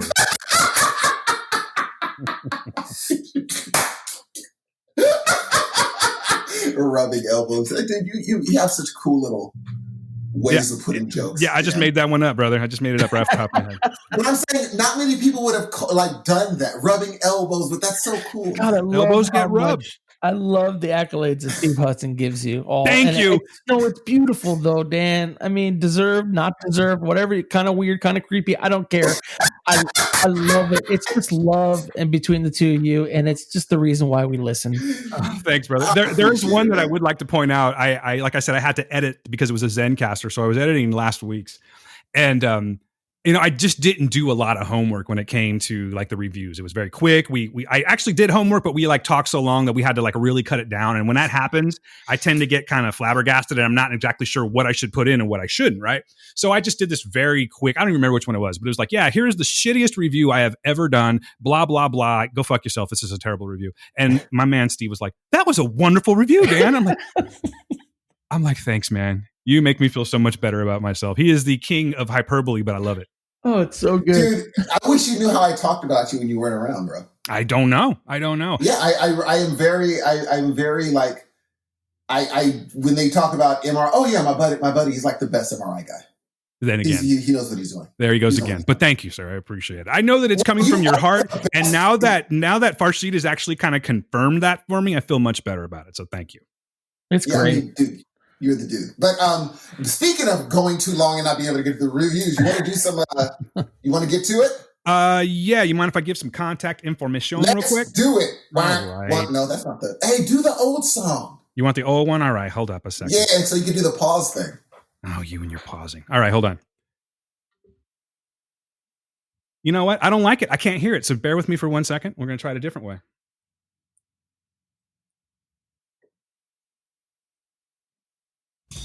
Yo, much better. What's going on, everybody? My name is Dan. Welcome to the show. This is episode 131. We're with Steven Farshid, and this is how we're going to break it down. If you want to get a hold of the show, hit us up at heroesofnoisepodcast@gmail.com. That's heroesofnoisepodcast@gmail.com. On Twitter, hit us up at Heroes of Noise. You can reach me, Dan, your buddy, at DanQPublic, and Steve, the mocker, at SE_Hudson Music. That's Super Steve, Fly Ass Steve. There's a bunch of Steves that we can call him. Today, he's the mocker, but I love him. www.heroesofnoise.com, ladies and gentlemen. That's where it's at. That's where it's happening. That's where you go. All right? There, what can you do? It's a website. You can do all kinds of shit. You can push buttons and leave voicemails and buy things and subscribe subscribe to shows. It's what you do on a podcast website. That's what I'm saying. But there is another place you can go. It's a bit of a safe haven. I would like to see it get bigger and bigger, and somehow it stays the same way, but that's okay because everyone there is fantastic. That is called the Heroes of Noise podcast community. There's a thing called Facebook. I know, Facebook, right? It's kind of like MySpace now, but fuck it. It's a very bitter place. Not here. Check it out. All we do is talk about like music and movies and shit like that for the most part, and I think you should come along. So again, Heroes of Noise podcast community. Other than that, I'm going to go ahead and shut up because we have more show to do. Ladies and gentlemen, this is Dan Ramirez. I'm out. See, that was incredible. That was freaking incredible, Jerry. I don't understand how you pause like that. Like, I can't, like, right when the music pauses, you're able to just... The reason that I stopped doing... There's two reasons that I stopped using that song. A, it's probably not the best one to use for reasons that, podcast reasons. Let's just say that. The other one is that every time we get to do it, you're always like, all right, do the pause. And I start laughing when I do. So it's like... That is so good. And you take out the pause, I don't laugh, I do better. That's all. It's just it's freaking amazing. That being said, I know we got some film news. We do. We got a little bit of news, and then we'll get into what we've been watching. Not necessarily all film news, but it's entertainment news. So you know what? I think we should do this here. And you know what, Steve? You're throwing me off here. It's not your fault that you're doing so. It's just me. But here we go.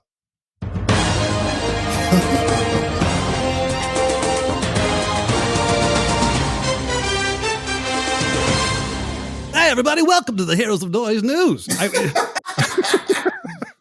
I have news for you guys. Let's talk about it. Something really bad happened.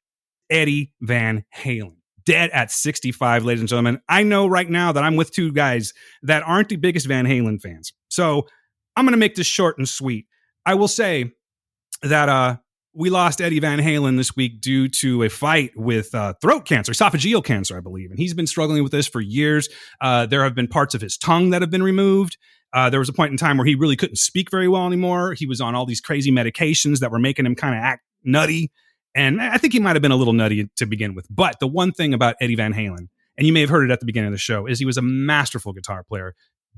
Just highly influential, wrote some of the best tunes back in the 70s and 80s that I personally like. He is like the king of the rock fucking party jam guy, Van Halen. That's who you want at your party. That's who plays your birthday party. Not that Sammy Hagar shit, David Lee Roth. That's a whole other story though. But this man, born in the Netherlands, raised in Pasadena, California, him and his older brother decide they're going to start a band. His brother Alex picks up the freaking guitar, which was funny. And Eddie was on the drums. Clearly they were in the wrong positions and they switched over. Next thing you know, Van Halen's huge. We had them for many, many years, but yes, we lost Eddie. And it was sad to me, man, because it's like, even when you're like a fan of somebody and then they start to fall off, you're not really into their music anymore. You really can't ignore what they've done, their accomplishments. And I think that when people think of rock gods, guitar gods, Eddie Van Halen is always going to be one of the very first people that pops up. It's a huge loss to the rock world. So, I just wanted to say that I'm quite sad about it. I would give my condolences to everyone that's in his family, but let's face it, folks, they're not listening. But to the people out there that are feeling my sadness, you know what? My thoughts are with you because Eddie's dead. I did think it was kind of cool, though, that some people did come together and they did ask about, like rock peers, other celebrities, what they felt. I guess what I could say is their thoughts on him dying and how it made them feel. And the saddest one, though, man, was poor Wolfie. Because, it's his dad, his son, Wolfgang Van Halen. And he wrote this tweet, and it was really sad. It says, I'm going to go ahead and read it for you. I can't believe I'm having to write this, but my father, Edward Lodewijk Van Halen, has lost his long and arduous battle with cancer this morning. He was the best father I could ever ask for. Every moment I've shared with him on and off stage was a gift. Guys, he played with him on stage in Van Halen. That's a fucking gift right there. He just said so. He said it in the tweet. My heart is broken, and I don't think I'll ever fully recover from this. That's him, not me. But yeah, my heart's broken too. And it says, I love you so much, Pop. I'm a real softie when it comes to the loss of a father. I mean, I'm still dealing with that shit 9 years later. But to lose Eddie Van Halen as a father, the guy that taught him how to be this, just think if your dad was like, hey, you want to join this really famous band and then just tour the world with me and I'll make you awesome at the same time. That's a fucking gift right there. So, my best goes out to the family. But there was a few people that did leave some comments on Twitter and whatnot. And David Lee Roth put, what a long, great trip it's been, which is, you could have said a little more, Dave, but what are you going to do? Sammy Hagar, heartbroken and speechless. My love to the family. Gene Simmons, my heart is broken. Eddie was not only guitar god, but a genuinely beautiful soul. Rest in peace, Eddie. Eddie Van Halen dead at 65 from cancer. Nikki Sixx from Motley Crue, crushed. So fucking crushed. R.I.P. Eddie Van Halen. You changed our world. You were the Mozart of rock guitar. Travel safe, rock star. And then our buddy Lenny Kravitz, Steve, legendary guitar and musical innovator Edward Van Halen, 1955 to 2020. Heaven will be electric tonight. Can you imagine the jam session that's going on in heaven if heaven really existed? Beautiful, man. Man, I'm telling you what, it's a goddamn shame. But, we all have our time. I mean, it's really what it's about, right? I'm not going to get all philosophical on you shit, but people die. The machine wears out. Cancer's a bitch, and it took someone that was super awesome. I can't say that I was really into their music in the last, to be quite honest with you, couple decades, but I did appreciate and respect Van Halen. So my heart goes out to the fans that are missing Eddie right Absolutely. now. You know what I mean? All right, I got more bad news. Now, Steve, I think you'll feel this. Steven, I'm not sure if you watch this or not, so let me know what you think. Teenage Bounty Hunters canceled by Netflix after one season. This is a fucking travesty right here. Oh yeah, I only saw 3 episodes, so. Oh, then what? That's all? Okay, so apparently you weren't feeling what I felt. You made it sound like you watched the whole series. No, I thought it was cute. All right, well, I'm going to say it. I'm going to rep this show. It should. Okay. And here's the thing that pisses me off the most about it is that it leaves you on a cliffhanger. You kind of know, like. Well, Farshid, have you seen this? I have. Okay, so then how like the cliffhanger and how they sort of drop it right at the beginning of where the show's going, and it's very subtle. And if you miss it, you just don't know what's going on. They leave us on this cliffhanger where we find out some information about their mother, and now it's all gone. They've done this to us several times now. Mindhunter, I believe, is another one. What was that show? God damn it. The Diet, Santa Clarita Diet. That's another one they did it to. They keep, good, dude. What the fuck is up with Netflix always doing this? I don't understand it. Dude, I want to be like all upset and get on here and be like, oh, sons of bitches, I can't believe it. But I'm numb to it now. I mean, it's just, I'm just numb to it now. I mean, it's almost like they tell you in advance, hey, don't get too attached. When I was doing the reviews for Picardcast, it's like we were talking about it, and this is before they just really announced the second season, or at least that I knew about it. And it's just like, even as I get excited about something, I have to like dial it back. You know what I mean? Because, I'm invested now. And like you said, it's happened so much, particularly on Netflix. And this one was a shame. This one really hurt. I mean, a lot of the shows on there, they're good and original, but this one had this was something for everybody. And it was really well done, well acted by everybody. It was a show that I would never have found myself thinking that this is something it's a must watch for me. But totally. At the end, I just found myself calling everybody I know and recommending, hey, you got to watch the show. You got to watch it. So I don't know. I don't know. I don't know what they're doing. There's obviously reasons that are way beyond our pay grade. You know what I mean? And sure. Viewership numbers. I mean, now that everything's streaming, you don't need the Nielsen system anymore and have boxes in families' houses to find out what they're watching. You just type a little bit of this and this in a computer, and it tells you who's watching and who's downloading and who's not, whatever. So there's a reason. And I don't know what it is, because everybody that I know that I spoke to about it loved it, but the numbers weren't there for whatever reason. And now Glow too, same situation. Yeah, so. That's another one. Thank you for reminding me. That was pre-notes, by the way, or post-notes. So yeah, Glow too, man. That's and that's the thing. I've only seen season 1 of that, and the only reason that I haven't watched anymore is just because there's so much going on, and I try not to get invested into too many multi-season shows. You know what I mean? But yeah, Glow was fantastic from what I've seen of it. Betty Gilpin, come on, man. No, they did great. Betty Gilpin was amazing. She's so good. From now on, here's what's going to happen. I think they're screwing themselves, because a lot of people are going to say, I'm not going to start a Netflix show until there's 2 or 3 seasons, which means they're not going to get a lot of viewers for the first season, which means they'll be like, oh, people probably don't like it. No, people just don't want to invest in anything that you're putting up there, because you might take it down after a season. So for me, I think I'm going to wait till like 2 or 3 seasons of a Netflix show is happening and be like, okay. Because sometimes Netflix has the money to be like, we've purchased 2 seasons of a thing. And be like, okay, well, at least they're going to have 2 seasons. Like, I knew The Witcher was getting a second season. There was no question. I was like, yeah, because the numbers are out of this world. But when you look at Teenage Bounty Hunters, they might have seen, because Netflix can tell how much of a show people watch before turning it off. So they might see, oh, you know what? People are only watching this bits at a time. Netflix wants you to just blow through things. They're like, people aren't just blowing through these shows. Sometimes they make wise decisions. Again, this is completely opinion-based, right? Like, if I'm not into it, this is a bias completely. But like the Dark Crystal series, that shit should have been done years ago. and it was a disaster, and they canceled it with good reason, right? But I just don't understand this one. Like, how is Warrior Nun getting a second season and Teenage Bounty Hunters isn't? It does not make sense to me. But you're right, Steven. It's probably money. There's lots of logistics involved. Maybe it has something to do with the actors and their availability. I don't know. But be that as it may, it's totally sad that Teenage Bounty Hunters is gone. You know what I want to do? I want to create a streaming service that's like the island of the misfit shows. All the canceled shit, give it to me. I'll give it out. I'll make a lot of money off that. But the funny thing is, that's what Netflix has been. That's what Netflix was 3-4 years ago. You remember with Arrested Development? They picked up Arrested Development, which is a beloved show, and I mean, ran it to the ground. But still, they picked up these shows. Like, look what they're doing with Cobra Kai. I mean, we weren't ever supposed to get a third season, but now that the popularity is there, because Netflix picked it up from YouTube, hopefully we'll see them follow suit with Wayne. And we'll get this. That's what Netflix is supposed to be, but them themselves is becoming these, I don't know what to call them. And the Lee Iacocca's just going around and just chopping, Yeah.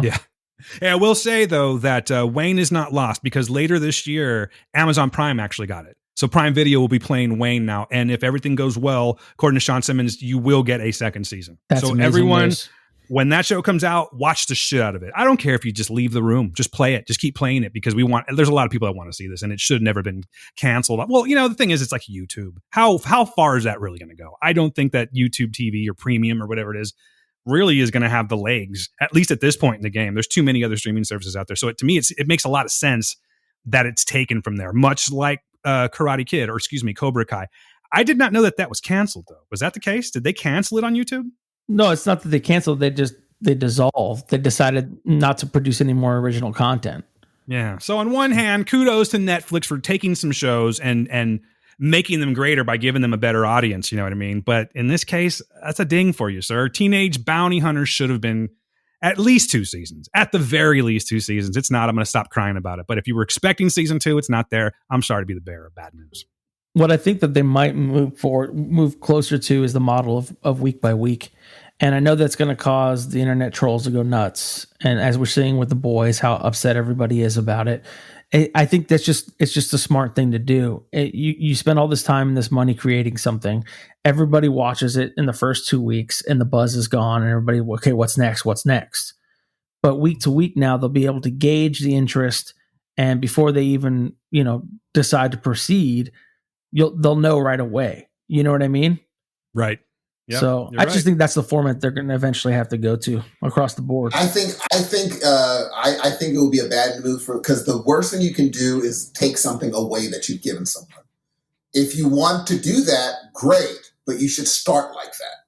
You can't be like, we're going to drop them all as bingeable, and now we're going to go week to week. That is just going to piss people off to the utmost. Yeah. Taking away something is way harder than never to have given that thing to someone in the first place. But Steve, they should just stick with it. Piss them off to what end? To piss them off to where they're not going to watch anything streaming anymore on Netflix? I mean, come on, you can get upset by current news and then get on the internet and just be, a tough guy, and you're still watching it next week when it comes out.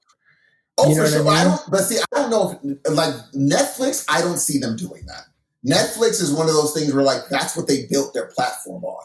They're like, you don't have to wait anymore. You can just do this thing. And they did do one of those. What show did they do that week to week with on Netflix? Oh, God, I'm forgetting the name of it, but I was just trying to remember right now. It's the David Letterman. My Next Guest, I believe, is what it's called.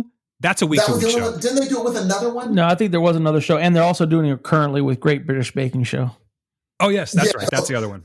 Those make sense. But when you're doing when there was an overarching theme, like if they tried to do that with The Witcher, oh, dude. Like shows, like these competition shows, talk shows, oh yeah, do week to week. But their benchmarks or their big flagship shows, no, I don't see them ever doing that. Only because like right now they're always, Netflix is always operating like $1 billion in the red all the time. And so they're like, well, we need every like set of eyes on our screen at all times. And the reason they have eyes on their screen all the time is because people are binging.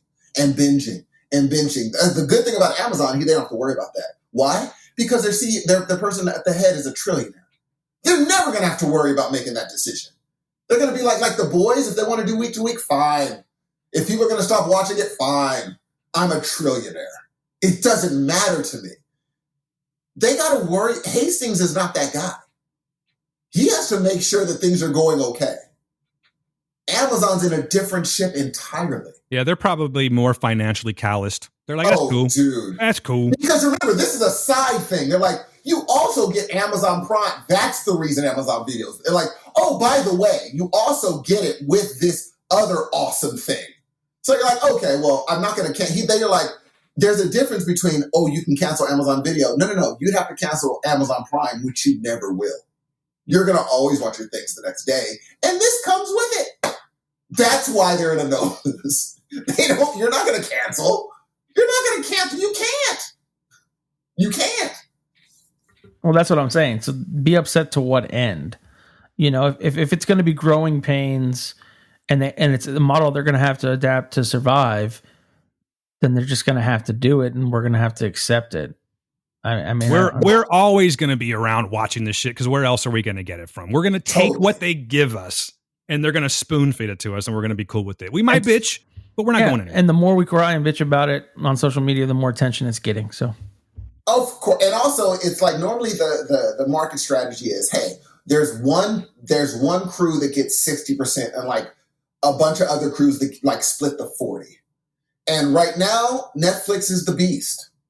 But they're getting eaten away now. Like, they're good. People are nibbling at their heels. The only reason Amazon's nibbling at their heels is because it comes with Amazon. Let's be real. It comes with Amazon Prime. That's the reason Amazon Video's nibbling at it. That's it. If it didn't come with Amazon Prime, I don't know if people would just go off and buy Amazon Video. But it does. We live in a world that does. It's definitely a perk having that. It's definitely a massive perk. Amazon, now, I don't believe, like, Apple TV is not trying to, they're never going to I don't think they're ever planning on being on the same, like, 50-50 playing field as Netflix. They know they're not going to bite that much in the market. They just won't. But they're killing it, though. They're killing it, but they're not, being that they do like most of the shows are that week-to-week thing, they're not even in that same, they're in the same umbrella in a different section. Well, it's like if you don't start off doing it, then nothing never changes. Bingo. They feel like they're a television network. That's what Apple TV feels like. We are a television network that puts on shows like every other television network. Netflix is like, we're not a television network. We're a movie. We're a movie place that gives you shows also. When they're already done, we take them. Here you go. Now you can watch it all at one time. But once we get, like, the only competitor that is up against Netflix right now is Amazon Prime, Amazon Video. And I'm going to I would not be surprised if, since they have a trillionaire at the top, I wouldn't be surprised if he starts eating away at Netflix, dude. Think there'll ever be a merger? No. You don't think Bezos will buy him out? No, Hastings is never giving up this is his baby. Like, that guy had a vision of, like, think about how forward his vision, he was more forward thinking than Bezos was. He's like, what if we can just send people DVDs now? God, that seems so long ago. And then he jumped from that into timeout. Now that we have broadband, they can actually stream video, right? Yeah. YouTube, right? Yeah. So movies, right? Oh, yeah. Like, all right, peep this. No, people are like, oh, yeah, we can just buy them, or we can lease the rights and just put them onto our platform. Next thing you know, dude. Mind you, this was before, like, Comcast figured out on demand. They're like, oh, crap, we could do that, too. There was another service that was first, though. The one that Walmart bought up.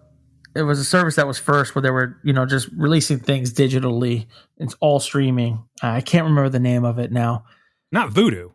Yeah, it was Vudu. That's what it was, wasn't it? But wasn't it one by one? They didn't release they didn't have a grip of stuff where if you buy Vudu, you can watch all this crap. No. It was one-on-one. Yeah. Walmart had that thing called that InstaWatch. Yes. Remember when I got eaten alive and I lost all those movies? That's totally my fault again. But that's what they were doing with Vudu. I didn't know if you were talking about the same thing or not. But then when Netflix, it didn't seem real when Netflix was like, oh, $7 a month. Look at what you can watch. No one even thought. We just signed up. They're like, you can watch all that as much as you want for this. But obviously, it was never going to be a profitable. They're like, Netflix is never going to be a profitable company. They have too many licensing agreements. He's never going to be profitable. He doesn't care. He just doesn't care. That's a which G. is dope. He's a G. He's a G. We need to have All like a theme song or something. Whenever we call someone a G, they get like their own little theme. I'm going to work on that for next week. All right. Just make sure you call someone a G next week. For sure. So I was going to do a couple other news stories, but we're going to cut these short just a little bit. Read the fucking news. Read the internet. It's all there. You're going to find these things out. I will say that I'm a little bummed that Regal opened up and now they're closing again, but it makes all the sense in the world. As of Thursday, they're closing 536 of their U.S. theaters. Apparently, it's because they're pissed off that No Time to Die is going to be coming out. I mean, I see the point of it monetarily. What's the point of constantly teasing the public and teasing these companies if they can't stay open and they keep taking away all these movies that's supposed to make them money and get them back on their feet? That seems to be what's going on here. So No Time to Die was actually shelved until 2021, which has caused the owners, Cineworld is actually who I'm talking about, the Cineworld group. They're based in the UK. They're closing all of their UK properties, and they're also closing, I think it's going to be, it's going to be 536 locations in America, and they're roughly cutting 40,000 Regal employees across the country right now. So it's crazy. They're all on furlough. So it's a terrible thing, but them's the breaks, I guess. And I hope that we get out of this sooner than later, because I just want to get back to normalcy and going to the movies and not feeling like I'm going to die and having, what, Steve, you talk some sense into me. Again, I kind of wanted to go see Tenet, but it was like, I don't want to die. So I'm not going to go. Maybe it's I will. not one of the things on the top of my list. No. We'll see. You know what? Honestly, that's the thing. It's like maybe if it was something that I really, really, really wanted to see. And this one, like I said, it's just more to be an asshole. So I'm probably just not going to go. But locals, Fresno locals in particular, if you are still wanting to go to the movies, Manchester Center, still open. Don't know why, but it's open. And I thought that was Regal too, isn't it? Hello? Did I lose everyone? Oh, no, I'm still here. No. Yeah, I'm still here. Oh, okay. I was like... I thought you were like, that was a rhetorical. No. Like, I'm sorry. The reason it kind of was, but it's like everything went completely silent all of a sudden. Oh, okay. Yeah. So anyway, cool. So anyway, if you want to go to the movies and you live in Fresno, go to Manchester. Other than that, you're probably not going to see a movie theater, at least the inside of one, until 2021. Also, don't go. But go. I don't care. Just be careful. Just, think of other people. That's all. To answer your question, Dan, Manchester is a Regal theater. Thank you. Look at this guy in Tennessee telling us about our city. Fucking Farshid, man. That's why we have him on the show, ladies and gentlemen. Just for that reason. Yeah, exactly. That's the only reason. Bye, Steven. We'll talk to you later. Thanks for having me, guys. Hey, so lastly, speaking of The Boys and speaking of Amazon, the series finale, the season finale, I should say, is actually on tomorrow night. And I just have a question for you guys. First of all, Steve, are you caught up? Yes. Okay, Steven, are you caught up? No, I think I've watched through 5. You watched through 5. I'm going to... Okay, so... I hesitate to ask this question now, but I think I will anyway. If you don't want to... Okay. Have you seen any heads do anything weird yet? I saw... no. I did see somebody message something about a popping. Okay. All right. You know what? I'm going to scratch that. Steve, you know where I'm going with this. Yes. Any guesses on who that might be? The culprit? None. And I'm very. I'm looking forward to the season finale. I think it's going to be It was definitely a decent season. I've seen a lot of people. I asked that question on Facebook, and I've seen a lot of people give me answers, and it's very entertaining. I'll just say that. So yes. I think you'll all be very interested in tomorrow's episode, and I will leave it at that. But I got to tell you, again, I've watched this damn series 3 times, 3.5, because I wanted to watch it in 4K. It's just brilliant. I think it's way better than season 1, and I cannot wait to see what they do. I do. I really do. I think it's way better. That's so interesting. I thought the first season was way better. I think my energy was a little higher for season 1, only because we were coming off of Preacher and jumping into another Garth property, and I think that was like, don't get me wrong, I loved it, but I think that excitement was kind of like left over because we stopped doing the word, and you know what I mean? I was just really balls out about it. But after watching these seasons multiple times, I personally think that this one's better. They're both both equal. I mean, like they're both excellent is what I'm trying to say, but I just prefer this one a little bit better. I think it's because you get more backstory, and your characters get a little bit more rich, and you're learning a little more about them and stuff like that. That's probably the only reason.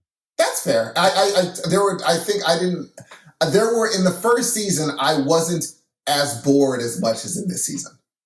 There were certain things I was like, why are we doing this? Fair enough. And then why do we have 5 minutes with this conversation between you two? This is pointless. That first season was like, ladies and gentlemen, the boys. Like, let me introduce you to the You're not boys. ready for any of this. Enjoy. And that's why I think like this what they're doing, since they went, now I see why they went week to week on this one. I think normally you don't do this sort of thing till like the third or fourth season. The first 2 seasons are like balls to the wall, dude. Like lazy, and then ever so often you'll drip in some, sappy parts where you meet your mother or your dad. I'm like, but this was like, there's some scenes in this that I'm like, this did not do anything for the plot. Maybe it's because you're actually watching them week to week. Because I got to tell you, being able to binge it all in one, I watched it all in one day. I didn't get that at all. I really didn't. For sure, because you knew that there was another one coming. This one, you see the time going down. So you're like, why are we wasting our time with this fire guy? Why are we wasting time when we can get, if you know that there's another one you're going to watch right afterwards, you're just going to watch it. Cool. I'll just wait till the next episode. But when you know there's a week, you're like, why did you waste time with this weird, pointless thing? I feel you. You know what I'm saying? Yeah, no, I get what it. The crap? We're totally coming at it from 2 different perspectives, so I respect your opinion. I get it. You know what I mean? But it's the boys, man. And I just don't think you gotta drop those at once. I mean, come the fuck on. There's just, in my opinion, it is one of the best shows that I've seen in a very long time. I like that absurdity. I like all of that just balls to the wall, pardon the expression, fucking diabolical shit that they do. I just love it. It's got, for sure. The acting is, there's not one bad character on the show. The one bad actor, I should say. They all kill it. Even the kid's good. The little kid's really good. You know what I mean? Oh, for sure. I think, and mind you, I think it's a good show. It's just, you know what? I don't know if it wins the noisy. No, I don't. I don't think it. Last year, I don't know who won last year. I think I know who's going to win the noisy this year. And notice I said who and not what. Ooh. I mean, I think I know who that is too, without even ever seeing the show. Yeah. By the way, you know what I'm talking about. Fuck it. I'm talking about Ted Lasso. I know for you it's going to be Ted, huh? Have you not seen it because you don't have Apple TV, or you just no interest, or? No, I definitely have interest. It's just none of the devices. I have all Android devices. Oh, gotcha. So I'd have to get like a Roku or something to download Apple TV. So yeah, and that's the thing. That's what I was talking about Apple TV. It's like, it seems like they have such potential to just crush the competition. Not necessarily crush the competition, but I think they could be just a hair below Netflix as far as their original content goes. And it's like, I feel like it's a huge loss because they need to find a way to get it to people that are Samsung people.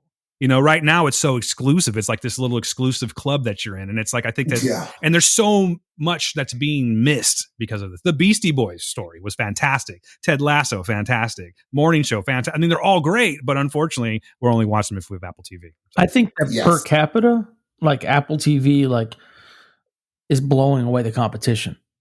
They're smoking. As far as like, like Netflix is awesome. You got to have it. And there's a million different categories and things you can watch. But as far as original content on Apple TV, like everything they put out is like one of the best shows that would be on Netflix. Seriously. And like even the stuff, like, for instance, I'm not a big fan of For All Mankind, but there are a bunch of people that are. It's just there's something for I'm with you, bro. I mean, I'm not going to bash it. Like I said, I just think Joel Kinnaman is the most boring person on the face of the earth, but that's just me. But there's something for everybody on there is the thing. This is just the infantile phase of Apple TV. I think they're too smart to not branch out and figure out a way to get their product out to multiple platforms. So stay tuned. I mean, it's just a little over a year old now, so we'll see how we do. Yeah. All right. So, at a special request, ladies and gentlemen, we were going to just go right into what we've watched, but off mic, we had a conversation with Steve, and I believe you have some, I don't know if it's a question you have to ask or something that you want to touch upon, but the floor is yours, Mr. Farshid. No, I just, my favorite episodes, and I know we're way too deep into this episode for this to be happening, but my favorite episodes when you guys go on music tangents. And even though that I'm top 40 Farshid, like I always like dreamed about being a part of any kind of like discussion or anything when you guys like start like, oh, let me hear what you're talking about here. And you start playing a few minutes of a song and you guys break it down. I love that content. And the thing that I thought about, there was a song that I thought about that I thought would be like a perfect song that would kind of fit into like the genre of like the genre as you go. and I just thought that Baker Street by Jerry Rafferty. Oh, you are speaking my fucking language right now. Jerry Rafferty, ladies and Like gentlemen. the beginning of that song, and like that song takes me on so many like roller coaster rides. Like it just starts with just sax in your face, just late 80s sax, just right in your ear holes. And then it's just like, sex. dude, having sex. Great sex. That is nice sax, no? You like the sax, huh? And then it drops off into like the. It's so good. And I just, yeah. Oh, Listen to that shit. What's happening there with the chimes? Come What's going on. on? Hope you're all enjoying your drive time home. Here's a little Baker Street, Jerry Rafferty, coming up right now. That right there. Oh, come. Hey, Dan, Yo. Careless Whisper or this? Oh, this. What is more? No. Dude, it's a competition. As far as the Careless Whisper, like bringing tough, it in dude. to this. How do you go from 0 to 10 right there? I know, dude. Because you're Jerry Rafferty. You know what? This is complete affection towards the song. Like, I was in a band, we did a cover of this, but it was more rocky. It was kind of like the Of Foo course, Fighters version, yeah. if you haven't heard it before. But I have. it's fucking fantastic. And I think this song blows is Careless great. Whisper away. But it's got I'm saying feeling as to far it. as known saxophone. Known saxophone, you're going to give it to. You know why? Because the internet has made Careless Whisper a meme. Mm-hmm. So that wins. All you got to do is get someone to do something on TikTok and it'll surpass it. Like for right now, what are they doing? They're doing Dreams with Fleetwood Mac. Have you seen any of those videos? Yeah, dude. You got that dude a car. Okay, since we're talking about it, what's the first one? Like, where did this stem from? It came from a guy who was on his skateboard drinking ocean spray, singing Dreams. That makes sense because I just saw a chimpanzee drinking ocean spray with That that. was the most interesting pronunciation of chimpanzee. I just corrected myself. Fuck off, Steven. So, all right, so he was on a skateboard, which he looked free-willing, man. Yeah. It was the most freeing thing, and he started singing with it, and next thing you know, of course, all of a sudden everyone's downloading Dreams because they're like, "Oh, we love that! Oh, that song sounds so cool!" And Ocean Spray stock probably went up, and so they bought the dude a car or whatever, and now everyone's copying it. But that first video, when I first saw it, I was like, "Dude, that is the most relaxed in this time. That is the most relaxing, chilling on your skateboard." Going downhill, just enjoying the wind at your back. Come on, man. I've seen several skateboard videos. Is it the first one you're talking about? Was it like a Mexican dude that was on a Yes, skateboard? that's him. He's the one. Because all the ones that I've seen, he definitely had the most chill. That's where then he got himself a truck from Ocean Spray. That's crazy, bro. See, like, Yeah, for sure. you're always 5 minutes away from getting tons of shit off the internet. You just have to do the right There's no thing. question, dude. And that song, that's a great song. Fleetwood Mac's a great band.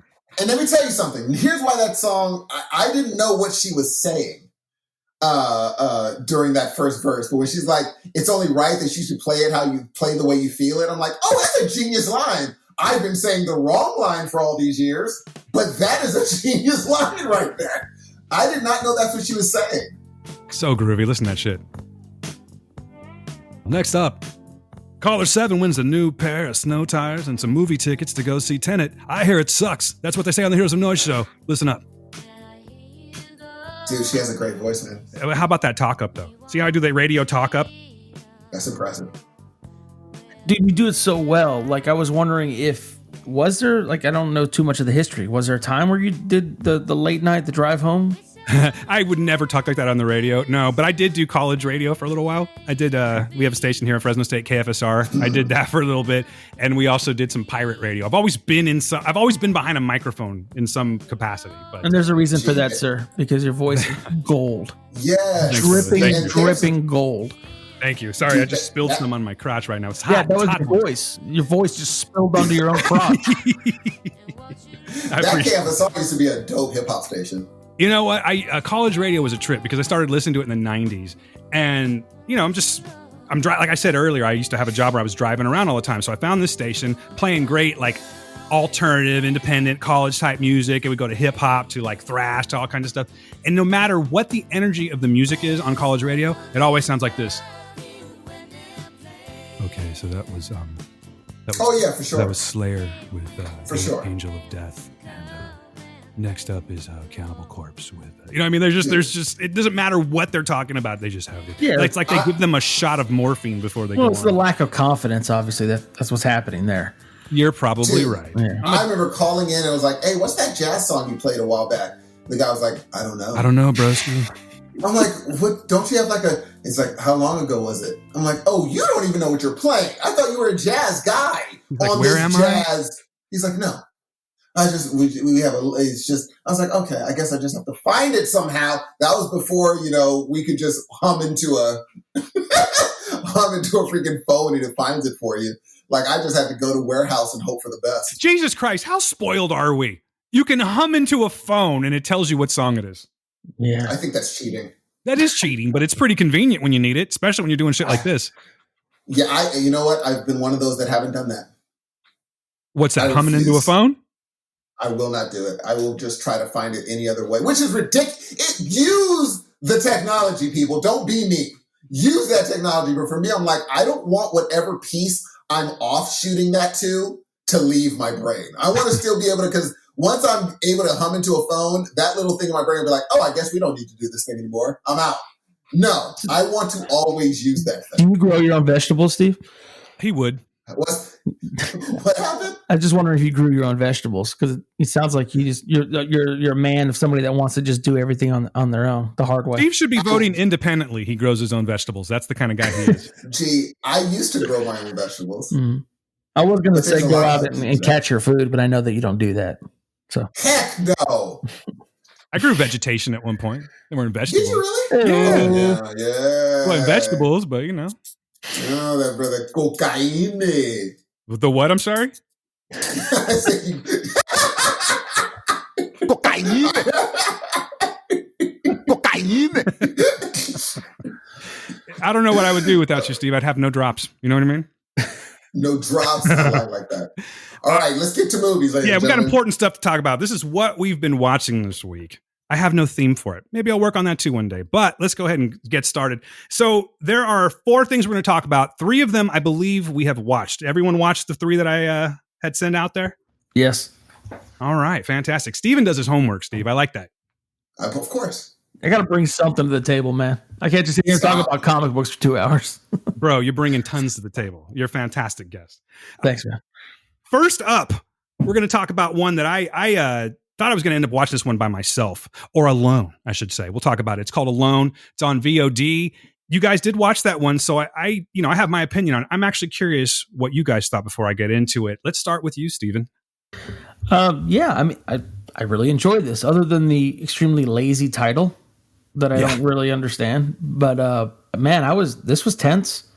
The lack of like much of a score or any kind of music whatsoever allowed you to like listen to the surroundings. I really was kind of in the moment with this victim here. I felt everything that clearly not everything she felt, but I felt the tension.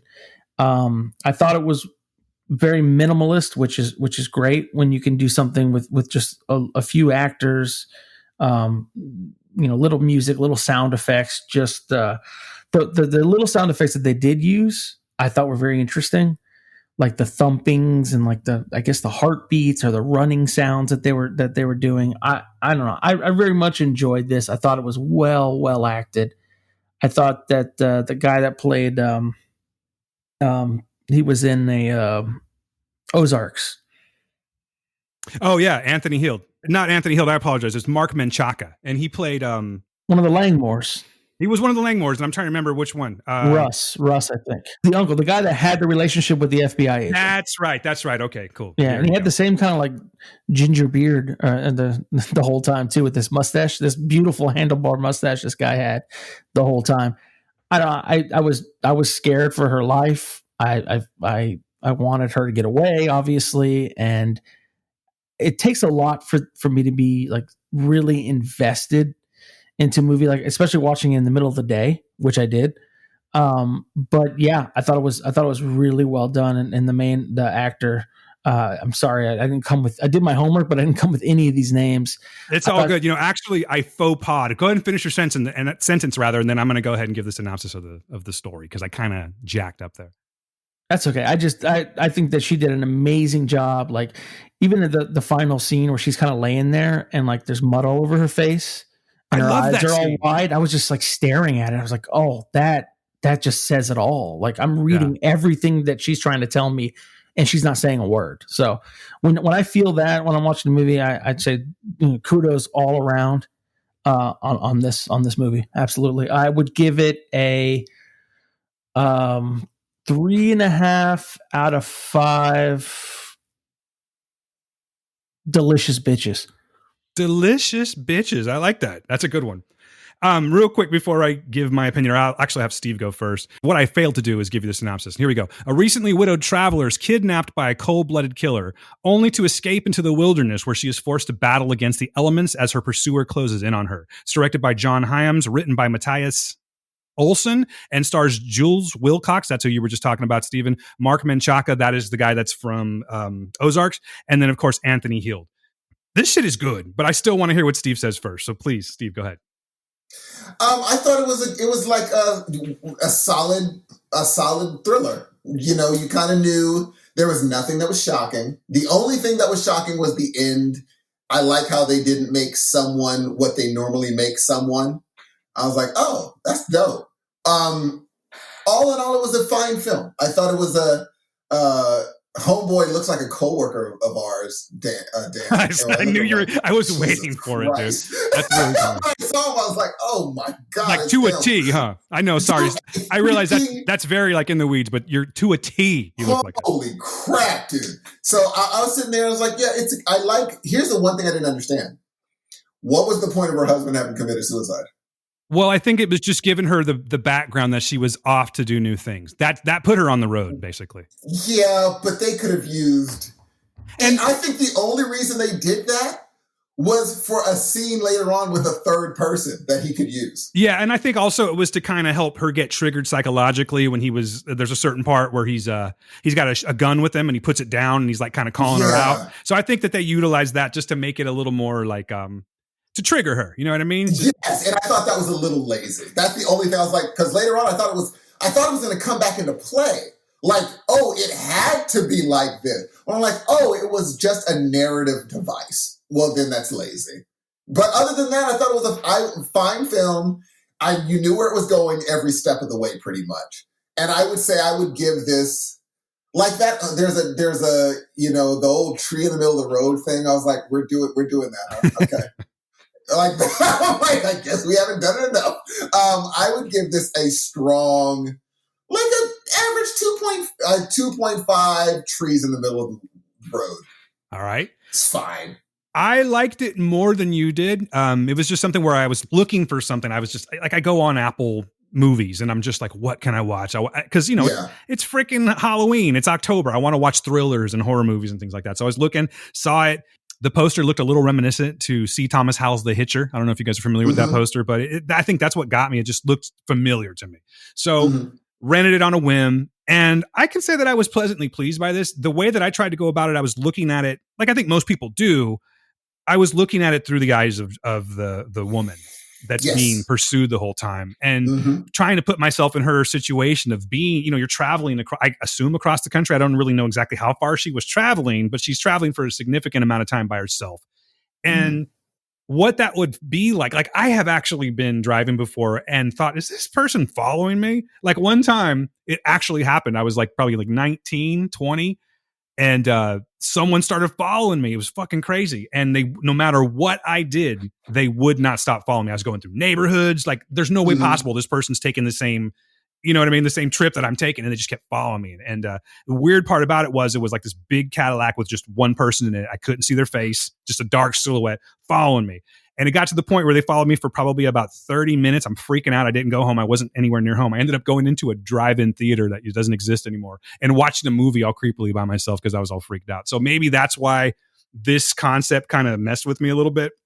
But I just think that putting yourself into her situation, that's terrifying. You're for the most part, you're defenseless. Your surroundings are unfamiliar and you're being pursued by someone that clearly doesn't get the hint. Like he makes no bones about trying to get to her like just like from day one, from minute one, like everything that he's doing from, and then think about that. Like you're driving away, you've eluded this weirdo, and like you think that's in the past. You pull into a new town, you're at a freaking hotel hours and hours later, and this dude pulls up to you. That's scary. You know what I mean? And so to me, I think it is the alone factor that actually made this movie more chilling for me. I think it was very well done. I think the acting was all done, and I think that there were a couple scenes that were quite graphic. There's I'm speaking more to our female listeners out there. If you're triggered by violence, from men to women, I think it's fair to say that there's a I don't want to say an ample amount of it, but there are a few times where there's some violence, and the sounds of like, fist connecting face kind of stuff is quite graphic. So if you're not into that, that was something that Gail really wasn't into, and she actually stopped watching the movie. So I think that should be known, but I think that the movie itself it's great. Actually, it was a kind of a breath of fresh air. I was expecting to get, like you say, Steve, like I know this formula, and I did, but it was the way that they handled it towards the end that I thought that they pulled it off in a nice, unique way. I like the, without getting into spoilers, I like what our protagonist does with the use of a cell phone at the end of the movie. That was a nice little touch. That kind of, Dan, real quick on that, like you talked about, kind of hard to watch, and this girl is clearly a victim. This whole movie from start to finish, she's being stalked or whatever. But I think they really do a good job after she gets out and into the woods. I think they would do a really good job of just portraying her as not just like this complete helpless victim. Oh, absolutely. I mean, she's fighting back big time. Yeah. But also not like this, kind of the extreme to the unbelievable, like kind of like Betty Gilpin in that recent movie that came out at the beginning of what was the name of that movie? I really like that movie. I like the movie The Hunt too, but I mean, she was just like this unbelievable badass, and that's fun, and I like to watch that. Don't get me wrong, but I think that this movie, once she got out there, it was a really nice balance of like reality, like what a person could really possibly do, and also like just not completely a total victim here, somebody that's going to stand up and try to make something out of this and use her head and figure out what she can do. And I also, there's another thing that you touched on, Dan. Have you seen the movie Girl with the Dragon Tattoo? I have not. I have not seen that one. Okay. There's a scene at the very end, and I don't know how spoiler this is, but like he goes into somebody's house because the person is inviting him, and he knows that this person that's inviting him in is a bad person, is a killer. But like he still still goes inside the house. And it's like a commentary on how we're so afraid of being impolite that we actually put ourselves in danger. You know what I mean? And I thought that this movie had this like really good like tension. Like, what would I do in that situation? The guys on the side of the road. Clearly, this guy is. I mean, it's not coincidence that this is the fourth time you're seeing this guy, right? And this vehicle, something is wrong. And I think that she did a really good job. Or the character did a really good job of like trying to be sort of polite, but also not doing something ridiculously stupid. And obviously it doesn't work out in the end, but still, like, she doesn't. You said this is something that you've seen before, and this is not like a new formula.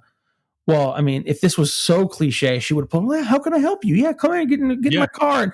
But she didn't. And and it's just put yourself in a situation like, what would I do? I see somebody that needs help. I'm sketched out, but like, I don't want to be impolite. So what would I do? And I like that kind of commentary on that. Yeah, I totally get that. And you're right. It was like, I have seen a movie like that before, but I think the difference is that I was watching a movie that I won't even use the term cliche because I don't want to add any shade to the movie. I think this movie is something that people should watch, but being in these, for the lack of a better word, cliche situations, I was very interested in, much like how you're saying, how she handled that. It was not a cliche reaction any of the time. That's what made this movie fresh to me and made it to where it's like, oh yeah, this is something I can recommend as opposed to, you've seen this before. So yeah. How many people are going to, crawl into the back of the car? Yeah. Like whether that was smart or not, it was a move. Yeah. Yeah, sure. I mean, it's like I don't want to call it like a slasher type movie or anything like that, but it's definitely It definitely plays into like that psychological thriller type of a situation. Not so much of like there's weird shit happening and I have to figure out what the metaphor for it is. It's just you're in the mind of this woman trying to figure out how she's going to get away. What's her next move? Can she trust the person that comes in a little bit later that is, you know, is this person going to help me? Is this something that was set up? I mean, think about it. This guy's been following me around. This could totally be set up, and how that all goes about. And just, yeah, I just thought it was a really refreshing movie. So I highly recommend this one, you guys. It's alone.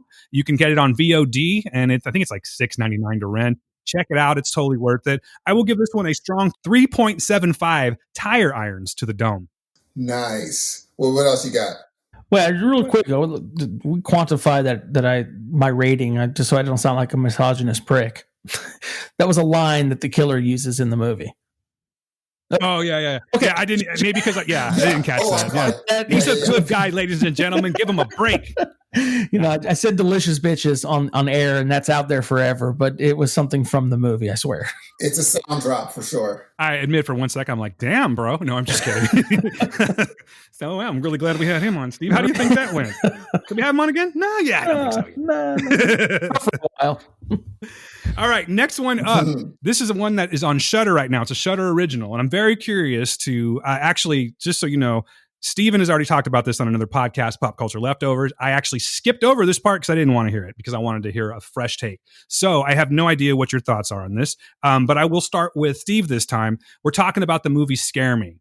During a power outage, two strangers tell scary stories. The more Fred and Fanny commit to their tales, the more the stories come to life in their Catskills cabin. The horrors of reality manifest when Fred confronts his ultimate fear. This movie is directed by Josh Rubin, written by Josh Rubin, and stars Aya Cash, Rebecca Drysdale, and Chris Redd. Steve, I want to know what you thought about this, because you were actually the one that turned me on to this movie. So I was in the beginning. It's I don't want to ruin it for anyone, because I want them to be as shocked as I was about how they go about this movie. You know, I saw the movie, I saw the synopsis, and I was like, oh, cool, an anthology, which it kind of is. Not in the way you think it is, but it's an anthology series. And I love anthologies. And so I was, watching, and I was like, oh, cool. What they're doing now is setting up the switcheroo in a few minutes. Wrong. Did not set up a switcheroo. That's how they do it the whole show. But I was in because I like watching acting. And by the end of the movie, I thought Chris Redd was fun. By the end of the movie, you're like, oh, okay. And the thing is, it was different. I can give it that. It was very different. You have to if you like plays, you're gonna like this movie. If you like watching theater, you're gonna like this movie. If theater and plays are not your thing, I don't know how much you're gonna dig this movie at all. I don't know. You might love it. You might adore it. And then if you do adore it, I would say you should try plays in theaters then. You should try doing that thing. Because if you like this, you're totally gonna love freaking Carousel. So by the end, I was like, "Oh, it's cool." It was fine. So I would give it a. There's one part that I thought they were going to actually go all the way with, where you see a hand that looks different, and I'm like, I knew you were excited. If they do that, and they just abandoned it. Not that it's a bad thing, but man, they should have went somewhere with that, dude. In all the stories. So, you can kind of include that part, much like you see the shadows on the wall. Yeah, that would have been, if they would have gone further with that or farther. And people, I'm going to give them here's the thing. Chill with the musical interludes. Stop doing that. It's never good. Stop it. I don't want to hear a whole song with people randomly. Like, I was nervous, but now I'm going to do this. No, stop it. We're done with the music interludes. I hated it. I did about 10 seconds and fast forwarded. But other than that, it was a fine movie. I would give it a fair 2.90 werewolf hands. So I liked this movie. I actually did. I know a lot of people, I kind of read a little bit about it, so I knew that it's not your traditional. Yes. First of all, I don't even think it's a horror movie. I think you hit the nail right on the head, where it's like, if you like theater and you like improvisational stuff, this is the movie that you will enjoy. Yes. I do also think, because I know a lot of people that are sort of dipping their toes, and especially this time of year, they're dipping their toes into the horror waters a little bit, and they want something that they can kind of get themselves used to before they go full on horror. I think this is it's a nice way to do it without actually getting scared. I don't really think that there's much horror to this at all, but I do think that the acting is really good. Aya Cash shines in this like she does in everything, but I will have to agree with Steve that she kind of has one speed. I'm really noticing a lot in this one because it is just it's Stormfront in a different role without any powers. That's what it is. You know what I mean? Yeah. And it's also Gretchen from freaking You're the Worst. It's the same thing. It's just it's Aya Cash. She's not a chameleon, is what I'm getting at. But that said, she does very well in this. Some of the improvisational things that she does in this shows the strength of her character and also shows the strength of her acting in general. I think that she's really good at what she does. I just hope that down the line there's more from her. I'm going to make this a little bit of a shorter review, but I will say that I was kind of waiting for the other shoe to drop. Like, when do we get into the full on balls out horror or just horror in general? And it didn't really give that to me, but I never found myself truly bored because I wasn't really looking for that. I just wanted to see where this was going to go. That said, I didn't mind the musical scene. I thought that kind of shifted things into a different gear. And it's not that I was like, oh, this is a great song, but I kind of, things changed a lot when you add the pizza guy in. Yes. The whole vibe changed up. So I kind of was with it. I thought it was funny. Yeah, it was funny, and then without getting into any spoilers, I knew something was coming. It only made sense that was the case, but the last, like, say 10 minutes of the movie kind of, oh, okay. All right. I see where you're going with this. Yeah. Maybe you should have done so a little bit earlier. But again, I like this take on how you guys are doing this. I think this is a perfectly watchable movie. I am a huge fan of Aya Cash, though. That's the thing.